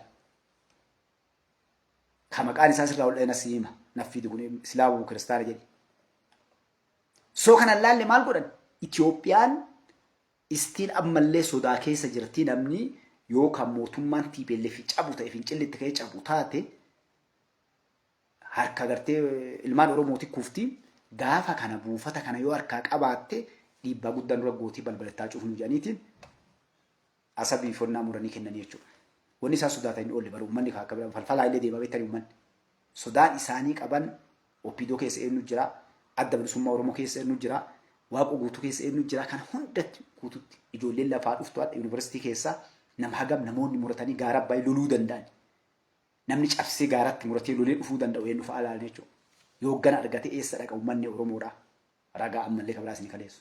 Leencoo Lataa ifatti dubbate eessatti Minisootatti. Maaliif uummanni Oromoo bilisoomnee obbo Leencoo Lataa ni gaafate walgahii irratti. Haga Maammadii Abdallaa Hasan qabsoo Oromoo keessa jirtu bilisummaa eeginaa jedhe jechuudha. Anjawaari maatii xiixeeyya maa jibba Jawaari gadda bilisummaa Oromoodha. Kaayoo irra barsiifame qaba. Kaayoon isaa maali? Sodaan qabdu addunyaa irraa biyyoota addunyaati barate yoona as jennaan naftanyaa Itoophiyaa qofa keessaa seetaati noo gaanfa Afrikaa kana keessatti biyyoota gartee Islaamaa kanaan cinatti Itoophiyaa yoo biyya Islaamaa uummanni Musliimaa keessatti kan godhufu taate itti fayyadamuu hin dandeenyuudhaan waan addunyaa lafa kaa'atte kun namni garii nama as deebi'ee ilaalaa jechuudha. Warri gartee mishiinii maali maqaan isaa waldaa maqaa waldaa gargaarsaatiin naayima maqaan isaa gartee wannaan deemu kun maal dalaga? Soo qabsoon Oromooti yaa walli kana marsini tun dhufi ati asuma deebitee amna kenna jawwee dheeyya namni kenna. Ijoollee nu guddisan keessaa tokko. Ijoollee nu guddisanii karaa tarkaa kasaarte. Bakka Leencoo Lataa yoo dulloomee dhubuu bakka Daawudii buufachuu Sigalee naa meeqa jira maachur durri ta'e ijoollee qabsaa kaagartee qabsuufillee taate biyyaa taate meeqa jira namoonni dandeettii qaban lu'aaroota akkamtu jira. Hadha namni silaa gara bulchiinsa dhufee waaqonni lu'aaroota fa'aa bara ni beekan waa'ee seenaa onnaa irratti hawaasummaa irratti silaa. Oromoon maaliif abbichuu jalan deebiin nama kan caalu argatta hagadhatti mormimmaa irra dhiyaata hagadhammaa booya abbichuun miidiyaa irra taa'e hagadhatti waliin abbichuun bar muumicha ministeeraa irraallee gabbu'ee bar aktiivistiin wajjin ta'ee bar uummata kana amansiisuu hadhallee rakkoo jirtu nutti agarsiisuu hawaasa Itoophiyaa kanatti agarsiisuu bar sa'a 24 nubbooya namni kun akkana ta'a dhiisaa hangoota harkaa qaba asiin baasee akkana godhe hanna dhiisaa akkana dhiisaa boohee namni kun bakka waa galan guutuu cufu. Mallas Zeenaa bakka buufataa dhiifama isin irraa gabaabsa buufanni sun gaafas kaayame adda kun agartee haada kokkeen nama dhaatee ta'a jechuudha. Pilaanii waggaa dheeraa qaban isaan haga Itoophiyaan dachii kiristaanaa dhibba taatutti wanni tokko Itoophiyaa keessaa kan dalagamne karaan akka hin dalagamne misoomni akka hin dalagamne namni akka hin baranne biyyituun biyyeetti cabee taa'ee namni gaafa waan nyaatu dhabee daaree qabsoo biraa galee an Oromoo ani ebalu jechuu biraa gaafa galee biyya tana yoo misoomsa illee misoomsu ilmaan isaaniitti qulqulleessanii sagantaa isaan lafa kaansan jechuudha. Adda alhamdulillahi rabbiin dhugaa sammara baasee uummanni Itoophiyaa dammaqee ammoo fargu jira uummanni Oromoolleen Amaarrillee Kiristaanillee Musliimii waaqeffataan ammoo fargaara namni haga tokko namni fargu jira. Rakkoo keessattu amma argaa jira dammaqee keessaayyuu nu caalaa uummanni Amaaraa argee jira.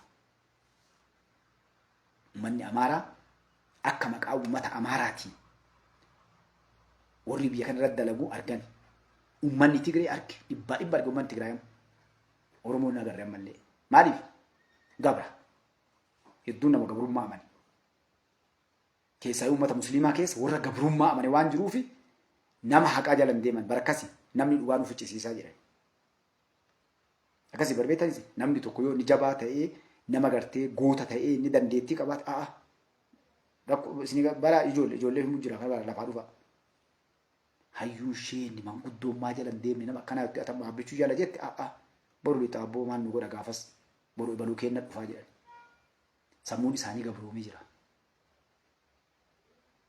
Nama bara Haile Sillaasee meewwama feetetti matiin fudhatu yoo amma Haile Sillaaseen qabrii ka'e jedhan kaadhaan Oromoodha jedhu kun ganama san hadaraa Haile Sillaasee siin jedha jechuudha.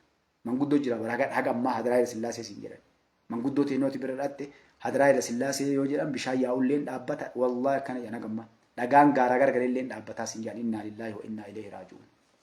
Haile Sillaaseen barqaan namni faarsu kun seenaan ni dalagee waan isin hime akkam Itoophiyaa bulchee naan jettan nama Itoophiyaa mi ganda bulchuu danda'u miti gartee namtichi. Afaan Oromoo beekaa naannoo Oromoo keessa guddate amala Oromoo beekaa fuudhanii aangootti kennani. Haadha Lijiyyaa Suudaa kaanii jechuudha. Mangistuu Hayilemaariyaam ka Jawaar Faataa dhanuuf faarsitu kun nama kutaa 4 muujaa barate. Bara isaa gaarii isiin jedha. Minilik fa'aa warra hin baratin. Namni Itoophiyaa bulche keessa namni kutaa laakkee Mallas Zeenaawiiti. Siile. Marroon adda jarri jala yaa'an kun kutaa 12 fixee yuunivarsiitii seenee keessaa ba'ee waggaa takka illee hin baranne. Waan nuun jedhan jagnaa beekaa hayyuudhaan nuun jedhan. Rakkoo nu qabnu baraa.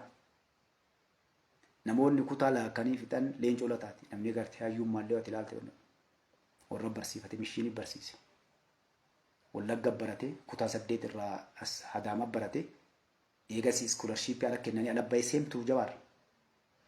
Iskoolarshipii warrummaan jechuudha Jawaarillee akkasuma. Iskoolarshipii ala bahee barate waan hundaa lakkoorsiin kennameefi agaddaatti lagaa waliin nudhaa jechuudha. Namoonni keenya ka baratan doktoroon hayyuun guutuun isaanii garii qabrii isaanii bakka hin beeknu. Maqaan isaanii seenaa isaanii illee jiru. Qabsoo riphee lolama yoo silaa laalle bara. Mee akka addunyaallee jechuudha akka Afrikaatti namni qabsoo riphee lolaa eegalee Jeneraal Waaqoo Guutuuti. Takka jedhee waraana leenjifatee mootummaa chaalenjii dura dhaabbatee waggaa 7 namni dure Jeneraal Waaqoo Guutuuti. Addaan maqaa jiran jiru. Seenaa kan namni jiran jiru.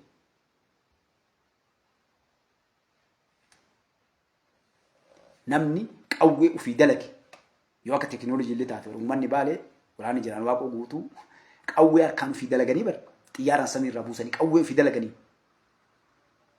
namni kan hin jiraan jiru namni qawwee kilaash jedhan kan alaa galchee mootummaa Itoophiyaati no ilmoo qilxuuti kilaash qawwee jedhaniin kan alaa galchee otomaatikuma qawwee Itoophiyaa keessatti namni kan hin jiraan jiru maaliif uummata musliimaa waan ta'eef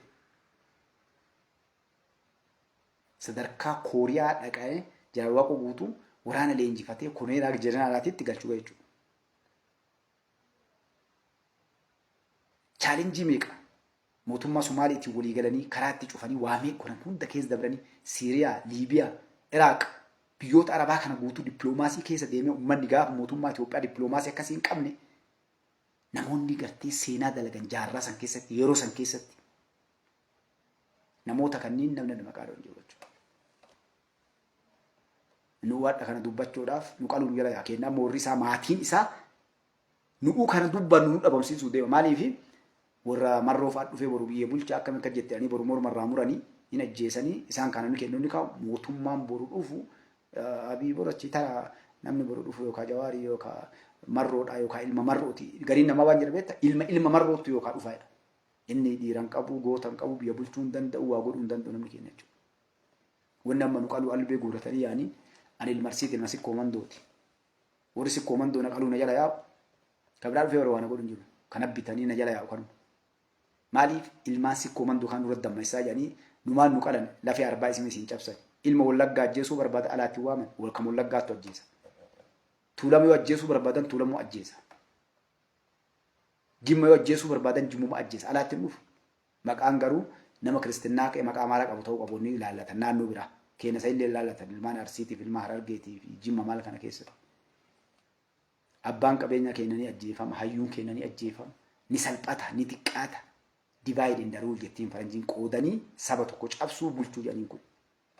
Afaan ajjeesuu waan daddaa itti mana jechuudha. Ijoolleen lafaa dhufta wanni Mustafaan kan isin qarabu maali? Nama anarraa eegala umrii kiyyaami anamma mana 40 keessa 50 deemu jira alhamdulillah. Kwa kun umrii abboonni keenya nuyi mani warri keenya galmeessanii nuun himne achi olillee ta'uu ni mana umriin kiyya.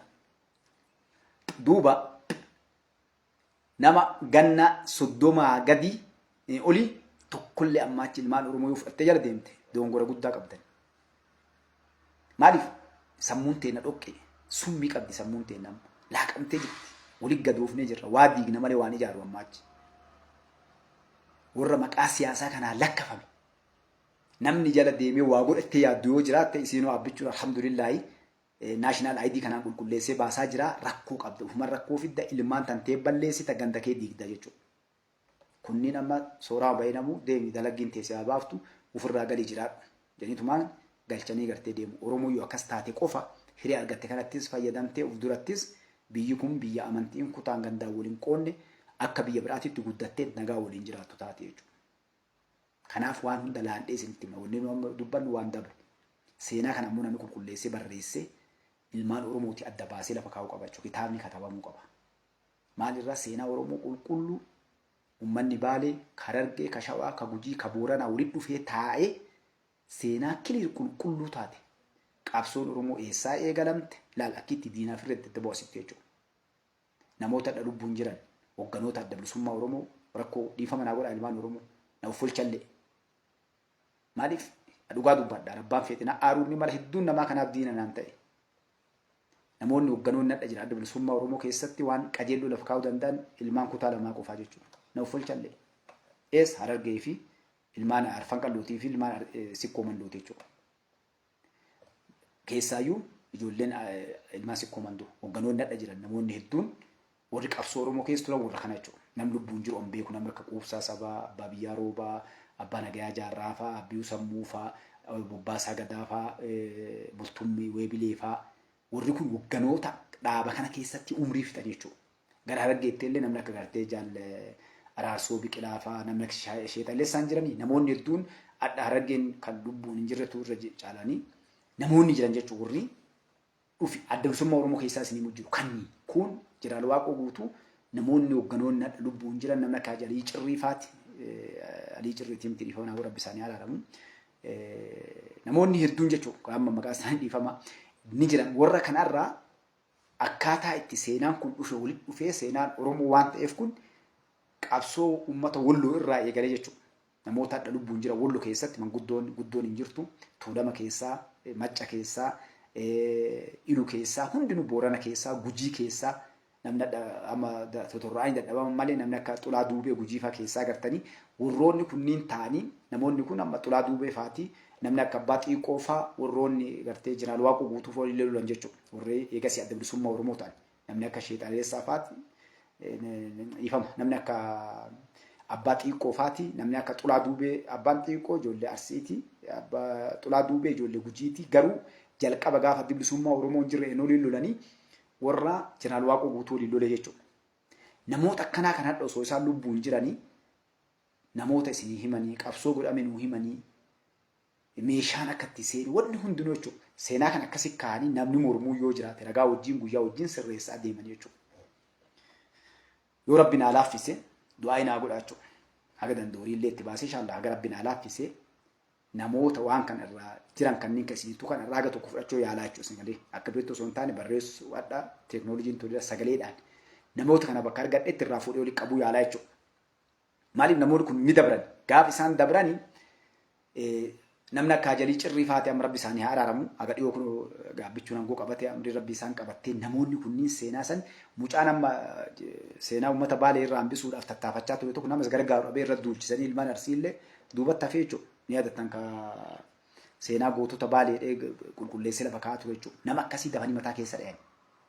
Nama seenaa kana baasuudhaan waan hunduu deemu jechuudha. Hundi Macca keessa seenaa jira, Tuulama keessa seenaa jira, Gujii keessa, Boorana keessa, Jimma keessa, Iluu keessa, Walloo keessa bakka hunda Oromoon seenaa qabdi waan beekan qabu manguddoon jechuudha. Waliif fidanii seenaa kana tokko maal argatanii jalqabaa akkaataa waan mormii galche kana jechuudha. Amma mormiilee hedduu jira. Adda bilisummaa Oromoo ta'u amma namni gariin 73 Finfinnee dhaabbateedha. Kun gartee Harargee keessatti dhaabbateedha. Kun inumaa gartee waan biraa haasaantu jira.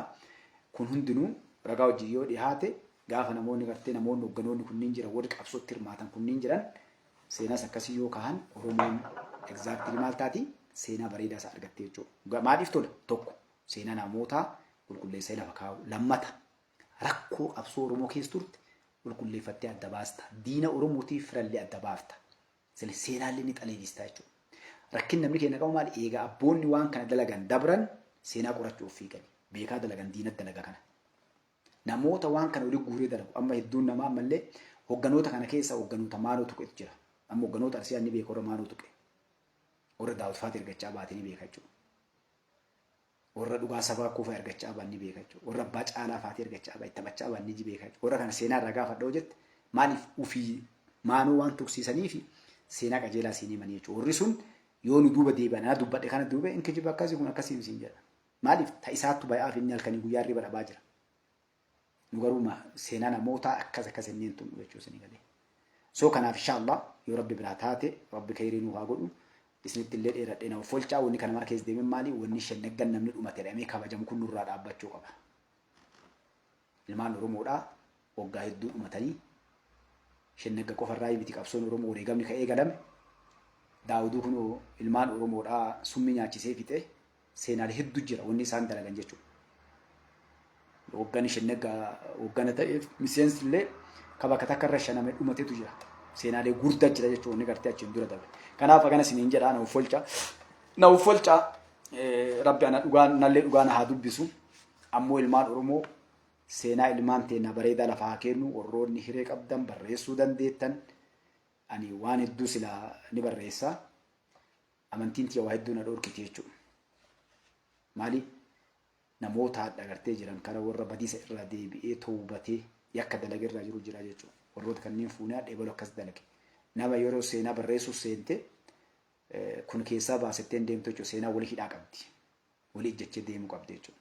Ebaluu ajjeesee ebaluu waliin dalagee ebaluu ergamaa akkasiiti ebaluu akkana godhee ebaluu asirra nama rashanii ebaluu akkasitti deemuu qabda jechuudha sii galee. Ragaa wajjin deemti wanni marti. Jedhee qabsoo uummata Jeneraal Waaqoo Guutuutiif adda bilisummaa Oromootii fi ta Islaamiyaatii fi hunda akkas tartiiba kana keessa yoo deemte waan akkasiin fiddi. Kanaaf sodaanne malee alhamdulillahi websaayitii jiraarra waan hedduu guurre qabna. gartee sagaleedhaanis wanni arganne ni jirti. Namoonni alhamdulillah nam tokko karaa kanaan inshallah qaamonni irra qabadhee kaa Muhammad Adam Jiloo fa'arraa warroonni viidiyoo qaban yoo leencoo baatii fa'aa qabaate viidiyoon gaaf korsa baasuu waan guddoo waan qabuuf wannoota akkanaa kanneen irraa qulqulluu ka isaa waliin baan kanneen ka sagalee isaan fakkasii yoo argatan hiree ta'an gaafa soomaalee irraa ba'u jechuudha. Waraqaa hedduu gartee waan achi dalagamee fi korsa baa irratti isaan godhan ka waraqaan qabu ka maatama shaappaa waajjira adda bilisummaa Oromoo qabu kanneen ni qaba jechuudha alhamdulillah. Isuma orjinaala sana osoo koppiin kan jechuudha. Maaliif akkasii orjinaala sana qabadhee deeman koppiillee kaasee qabaa ta'u orjinaala yoo namoonni boru kijiboonni sun jedhanii morman teknooloojiin tolee jira waraqaan kun eessa barraa yoon barraa guyyaa wajjin teknooloojiin lafa sii kaa jechuus ni galee. Kan hedduun nama mormuu fi qabeetan kijiba akkasiisan dhaggootee afoo keettaa jechuudha gaafa bolisii fidee inni mormii si fide. Siyalee ragaa qabaan kunooti dhaqqafoo. Maaliif gaafa diinummaa adda bilisummaa Oromoo argeerraa dokumentii achi isaan keessaa hiree argadheen hogganoota hojii waan tureef walii qabachaa ture. Horii nama Oromoo deemtuus jechuu barbaadeetti. Jaal Abbaa Biyyaa Roobaa wajjin, Jaal Qoobsaa Sabaa wajjin, Jaal Galaasaa Dilboo wajjin, gartee Jaal Abbaa obboleessa Leencoo Lataa fa'aa hogganoota hedduu hiree argannee Jaal Abbaa Nagaa Jaarraa wajjin singalee wannoota hedduu gaafa isaan diina mooraa dhaabaa keessatti fidan waan dandeen osoo akkadhaa wanni waa waraabaniin jiraate gaafas akkadhaa telefoonni jiraate memorii irra fudhattu taate wanni xiqqaadha silaa nam tokko ofoo qabbeen dubbatu jechuudha. Haa ta'u ammallee alhamdulillahi wanni hedduun baatee jirti saba keenyaaf seenaa bareedduu harkaa qabna. Wanni isin dura dhaabee akkana nu ijisiisu kana wanni nurra duulaniif illee amma kaa diina guddaa horanneef namoonni kunniin amma hagan dubbadhe kanaaf diina meeqa akka fitadhu beeytani warroonni waan kana keessa jiran naftanyootaa fi warra dhaabbichuu duulu waliin tumsanii diina biraa ta'anii gabbaan jechuudha.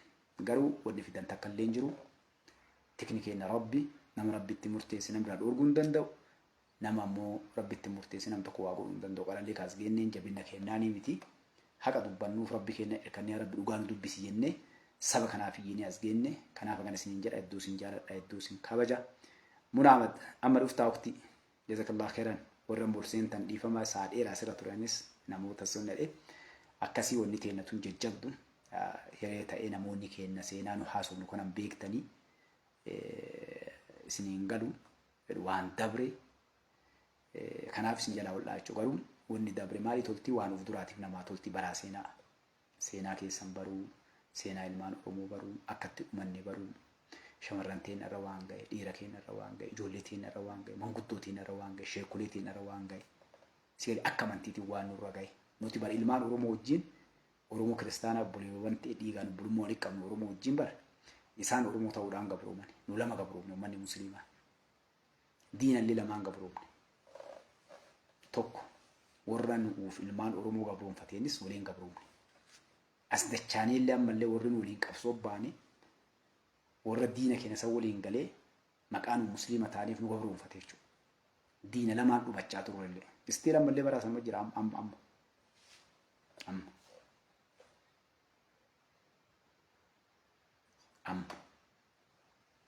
wanna amma tana dalagamaa jiru dhiibbaan amma tana deemaa jirtu duulli amma tana nu jiru sentiin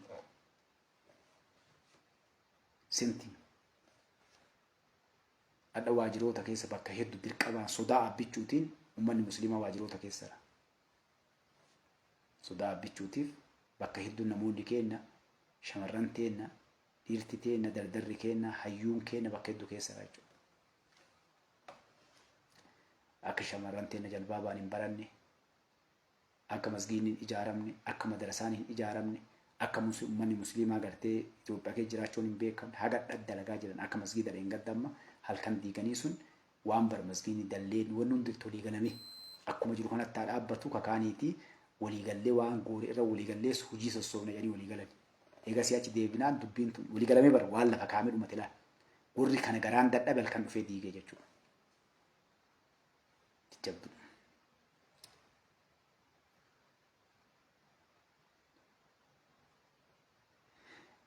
Nu namni onnaa dubbisetu beekumsa qabeenya okay beekumsi qabeenya maal na barreesse komantii dubbisedha okay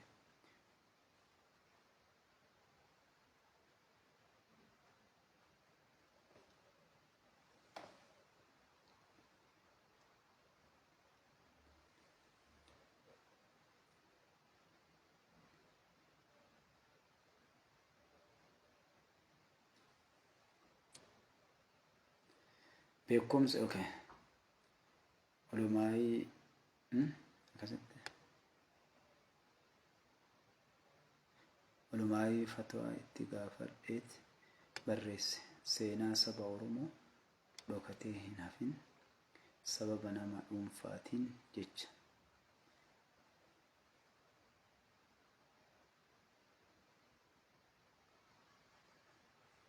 kana malee komantii biraa barreessitee beekumsi qabeenya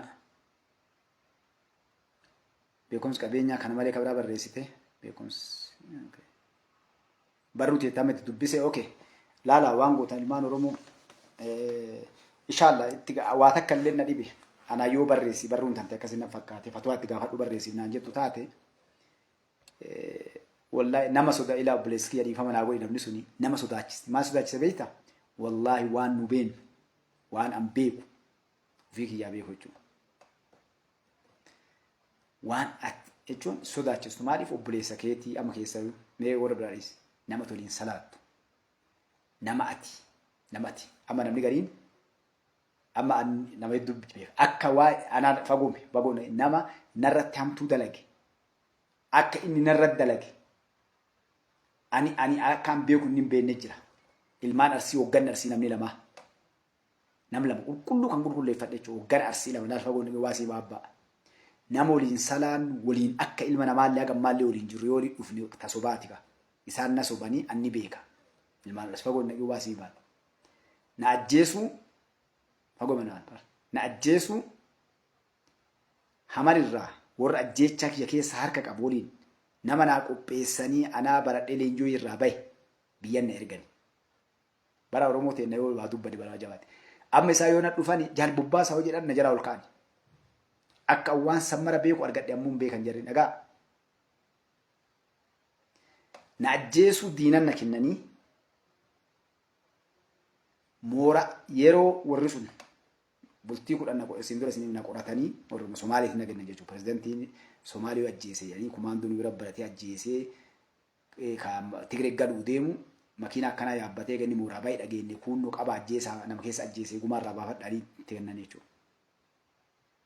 Irunu jaartiin Abdii Raggaasaa Siwiidin Moolaandi jirti Faatumaan magaalee ta eebbisaan sirbeef barbaadeessi dhabee garam jirta faaxeetiyyaa anaafsillee hinaafanii mooyyaleef hareeroo nu baasanii kan inni usan gartanii mucayyoon sun haadha warraa Abdii Raggaasaa Siwiidin ta'e Hoolaandi ta'e akkasitti isii waliin na ergan jechuudha. Bara waan seenaa barreessuudhaan anamma yoo seenaa barreesse fakkeenyaaf namoota kanneen seenaa keessan maqaa warraa ajjeechaa laala ajjeechaa bar gaafa mul'is gadaa ajjeesan ajjeesan wanni na erganiin waan biraa wanni eegasii dhagee waan biraa wanni san irra gale ammoo ilmi arsii si ajjeesa jettee amantaati nama barsanuu ati jaalattu waliin salaattu qiblaa takka wajjin dhaabbattee hundattuu qabsoo keessa waliin jirta ijoollee ganda takkaati nama na dura qabsoo keessa jiru hogganoota gugurdoodha hogganoota kiyya yeroo sanitti namoota ayyoo namni na ajjeesee narra dhaabbatan jedhee allaalu.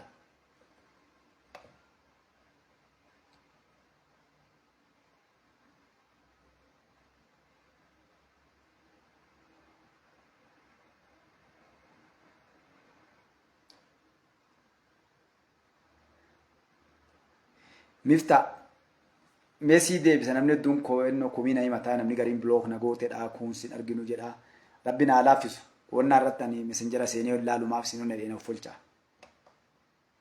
dubbisi abbaa kumantii wani ilaaluu dhabeef sagantaa irra namoonni na baasaniifi kanaaf akkas inshaallah nama sodaachiftii wanni tun waan biriitiin baraa sodaa biriin wanni sodaachiste akiraa tanas sodaachisa qabriin tuni jajjabdu nu dura wanni jiru wanni nu keessa dabarre akka ilma namatti bar wanni cabnee Oromoon waggaa meeqaa namni gartee sabni xiqqaan Oromoo yoo xiqqaatte gaafuma gabruunfate irraa saba xiqqaa gabruunfate Oromoo ummanni xiqqaan maaliif beeytan nama cubbuun sodaanni nu keessa ciisa. Yakkamaan katakka liqimsaa argannaan farshoo arginaan dubartii arginaan hajaan qabne nama boruun laal. Kanan nu dhorke malee bar seenaa barreessuu adda barteeni teknooloojiin tolee jira. Amma namni gadiin barama seenaan barreessu ati. Salpha barama teetteeli barreessuun feesoo qindeessitee afaaniin teknooloojiin tolee jira gara barruusii jira. Sagalee gara barruutii deebisaadha. Qindeeffattee waan san sirreessitee baasu qofa teettee barreessuuf yeroo kan kennu guddaadha. Sinalee barruu sagalee barruu kasii deebisuu jira. Garuu in sodaata. Wallaahi akka malee sodaachisa. Akka malee. Ammallee qabsoo keessa ijoollee lafaa dhuftan yeroo ati dammaxxeetu murteessaa. Anama ijoollummaa qabsoo dabalee ijoollee ture. Gaafa ani jabanadhee bayyanadhu qabsoo keessatti gaafa ani jabanadhee bayyanadhu gabaan addaan galte. Bara inni yonna gaafa bayyanadhee awwaa argee diinaaf fira qabsoo kana keessa waan deemu an argu nu faccaatamu diigani. Osoo qabsoo kana keessatti gaafa ganamaa san aggalgala bayyanadhee waan guddoo dalagaa jechuudha. Garuu maal goota? Achuman namni toliin daladdu hin jiru waan si ajaa'ibu. Yoo ati kun akkanaa bara akkana godhaa jiran jedhaniin si qaata kutte. Maaliif inni basaasa waa afaan dibanii isa hangoo barbaadaa maal jedhaa kama ati kiyya jettee waa ittiin si kuchisiisa. Gaaf kaan yoo ati namuu biyyessi ergantu jira san jechuun ajjeesaa jechuu bara. Xiqqumatti waan birii haalollu maaliif waraanni bilisummaa Oromoo lollee ati jette ganama lammataan jirtu qaati si kuchisiisan. Bara waan biriin jenne haalollu maal lolli diina keenyaatiif maaliif adaa jarri diina achi kaate. Namoota akkanaattu jira. Nama ati kiyya jettee ati garaatti himattee si kuchisiisa.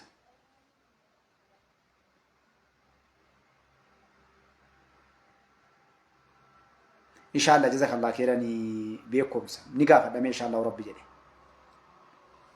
Ni gaafadha inshallah. Ammoo wanni gaafadhe ni jira jechuudha. Maaliif namni toobate namni badii irra deebi'e hamtuun isaa ka'uun qabdu jedhani. Tanan na dhibee kaawwadii gaafadhe ni jira jechuudha. Namatu waan kana isin kaaseef nama na jaalatu sheekaa wayittu seenaa ajjecha kiyyaa kana nama Soomaalee wajjin taa'ee haasa'e. Keenyatti namni na argee namni itti himee bar mucaan kun gaafa akkas gooneeti jedhee itti hime. Namni Soomaalee sun amma Minisootaa jira. Jennaan asirraa ka'e akkana teessisee teennee waliin haasa'e nama sheekaa guddaa wajjin nama Soomaalee jechuudha. Sheeka nama gaafas waraana san keessa jiru amma sheekaatti. Yeroo inni sheekuma jechuun amma baay'ee uummata keessa jiru. Akkana nama uuma haasanii uuma qabsoo taree kana keessatti itti mani. Duuba akkana na gaafate amma beektaa waan taate waan akkana naan jedhe. Waan gaafa mooraasi fidan jedhan godhan waan namoonni sun nuun jedhan waa hedduu natti himamne waan annu hin dhageenye. Amma kanarraa ka'ee gaafadha nama sheekaa kana namni kun walitti dhufee haasee kanaan namoonni kun namni kennallee akkanaattu keessa jira. Namoonni sun ammoo hadha qabsoon sun illee diigame namuu galee gandaggalee gariin kun salaata ofiitiif honnaa malee waan san biraa deebi'ee dhiisee akkam jennaan lakki namtichi toobate rabbuu gartee sun rabbi abbaa fedheen araabaa garuu namtichi toobate dilisa irra deebi'ee amma hamtuu isaa inni dabarse sanii kaasuutti hin qabdu naan jira jechuudha. Amma kaayoo akkas taate gaduma ba'ee nama biraa kaayoo amantii kiristaanaa yoo Daawud Muufaa irraa addatti cokee barreesse taate malee yookaan ammoo gartee warra barreessuu kennu taate malee seenaa kana dhibdu jechuudha. Tokko kana inni lammataa namni sheekaa kun naan jedhe kan gaafa dhifatu jechuudha. Seenaa kan kee keessatti ammoo keenya gaafate seenaa qabsoo keessa turtee seenaa kan kee kaatu fi keetii daladde hamtuun jirti. Namni dirree qabsoo deemee achi deemee waan xiqqoollee haa ta'u guddoollee haa ta'u dalaganii jira malee. Seena yoo jedhan hamtuullee gaariillee tokko sun hambifne akkas barreessitee keetta jechuudha. Fakkeenyaaf akkamitti dhufu akkas anamas keessa seenaa keemadha akkana na godhanii jedha jechuudha fakkeenyaaf. Akkana godhanii dhaabni. Nama na godhe kanallee ibalu fa'a yoo jechuun bakki itti kun jira yookaan akkas na godhee jedheetuma deema jechuudha. Adeemsa keessa anillee waa dalagee xiqqaattu waa guddattu waa dalagee dhaabee qabsoo godhee dhaabale. Qabsoo kana keessatti adeemsa keessa wanni dalagamanii jira. Fakkeenyaaf yoo ammoo wanta akka dhattee gamtaan waa daladdee jiraatte waan kana keessatti goone jettamoo godhe jettamoo godhan jettee keetta. Kanneen mara gaafadheera cufatu waatiin aan jetteefi. Wanni jajjabdu amma namoonni hedduun seenaati barreessuu dandeettu akka gamtatti caddiftee karaa qabsoon Oromoo irra dhufte akkana ta'ee cuftee namni sheekaa itti gaafadhe jechuudha barreessuu dandeetta. Akkam goote osoo namoota kaawwa illee ebaluuf akkas dure akkana godhan jedhin wanni akkanaa ta'ee jettee cufaa sun ammoo seenaa qulqulluun taatu jedhan. Wanni jajjabduu bara akka malee namoonni amantii biraa qaban barreessuu danda'an. Anama kanaami namoonni warri dhiyooma kana jechuudha warri garee keessa waliin turre nu beektanii haguma dhiyoo namni gartee akka sirbatti dhiyeessinanii liistii keenya guuranii nama lamaa keessaa baase maqaa kiyya jechuudha. Hanga sharaa islaamaatiin waan jedhanii fi haguma aktiivistummaa kana dhufne fagoo namoonni ijoolleen biyya alaa jirtan ni beektan namoonni hedduu warri gartanii waliin keessa wanna hedduun ittiin dhuftan hin ta'u isin jedhe. Kanaaf wanni hedduun nama dhibdi inshallah akkasii na folchaa isin dheeradhellee rabbi khairii nu haa godhu. Wanni nu goonu amma maali wanni ani isin himaa jiruuf namoota maqaa dha'uun maali nama hedduu gari kan akka dalage daawut faa qofaa miti leencuu faa qofaa miti namoota badiirra deebi'anii hafan keessaa dhiisee nama hedduu jira. Warra hadhas Oromoo irratti dalagaa hin jirre kalee yakka Oromoo irratti dalagaa turan hadha ganda ofiitti galanii ilmaan ofii guddifachaa jiran jiruu fi ofantu jira. Ni dhiifne jechuudha. Warri irraa dubbanu kun warra hadhallee galgala qabritti galullee ilmaan Oromoo ficcisiisaa jiru. Wanni dubbanneef kalee Wallagga akkan uumanni gaafa Wallagga keessatti marroofa ergan yaa uummata Wallagga kalee maqaa keessanii daldalaa turan. Lakka rakkoontu isinitti deebitee jechuudha. Uummanni Wallaggaa irra guddaan addiin sanan hin galleef eegasii galte amma nama hedduu dhiifama na gaafate. Namni hedduu nama qaamaan argee abboo dhiifama kalee akkanas fudhanne agarree dhugaatii naan jedhe tokko lamaan an guyyaa kan nama gasii wal arga bara aldeemaa wala guyyaa kana guutuu karaa gubbatti makka hoteelatti suuqatti maalitti karaa irratti makiinaa keessatti namni na beekan nama hin beeku. Sigalee maalii fi wanni waan san dubbanneef uummanni keenya baree diinaa fi addaa baafatuuf. Uummanni keenya diinaa fi addaa baafatuuf dubbachaa jirraadha. Kun ammoo seenaa qorattaniif nama gaafattaniif isin hundi nama beektan. Namni akkam nama hin beekne illee nama akkasiin tokko argitan bakka du'aatti bakka cidhaatti bakka walgahiitti yeroo qabsaa'ota nama jedhan argitan bira taa'aa telefoona teessan baafadhaa itti maati hayyamumaan mee maal keessa dabartan qabsoon Oromoo kanarraallee fudhaa. Kabraallee gaabbiraa agartan mee dhiifama naa godhe abbaa qabsoo keessa turtan manguddoo yeroo argitan. Fakka fedhe haa ta'u irraa gaafadhaa maaliif irraa waa bartan.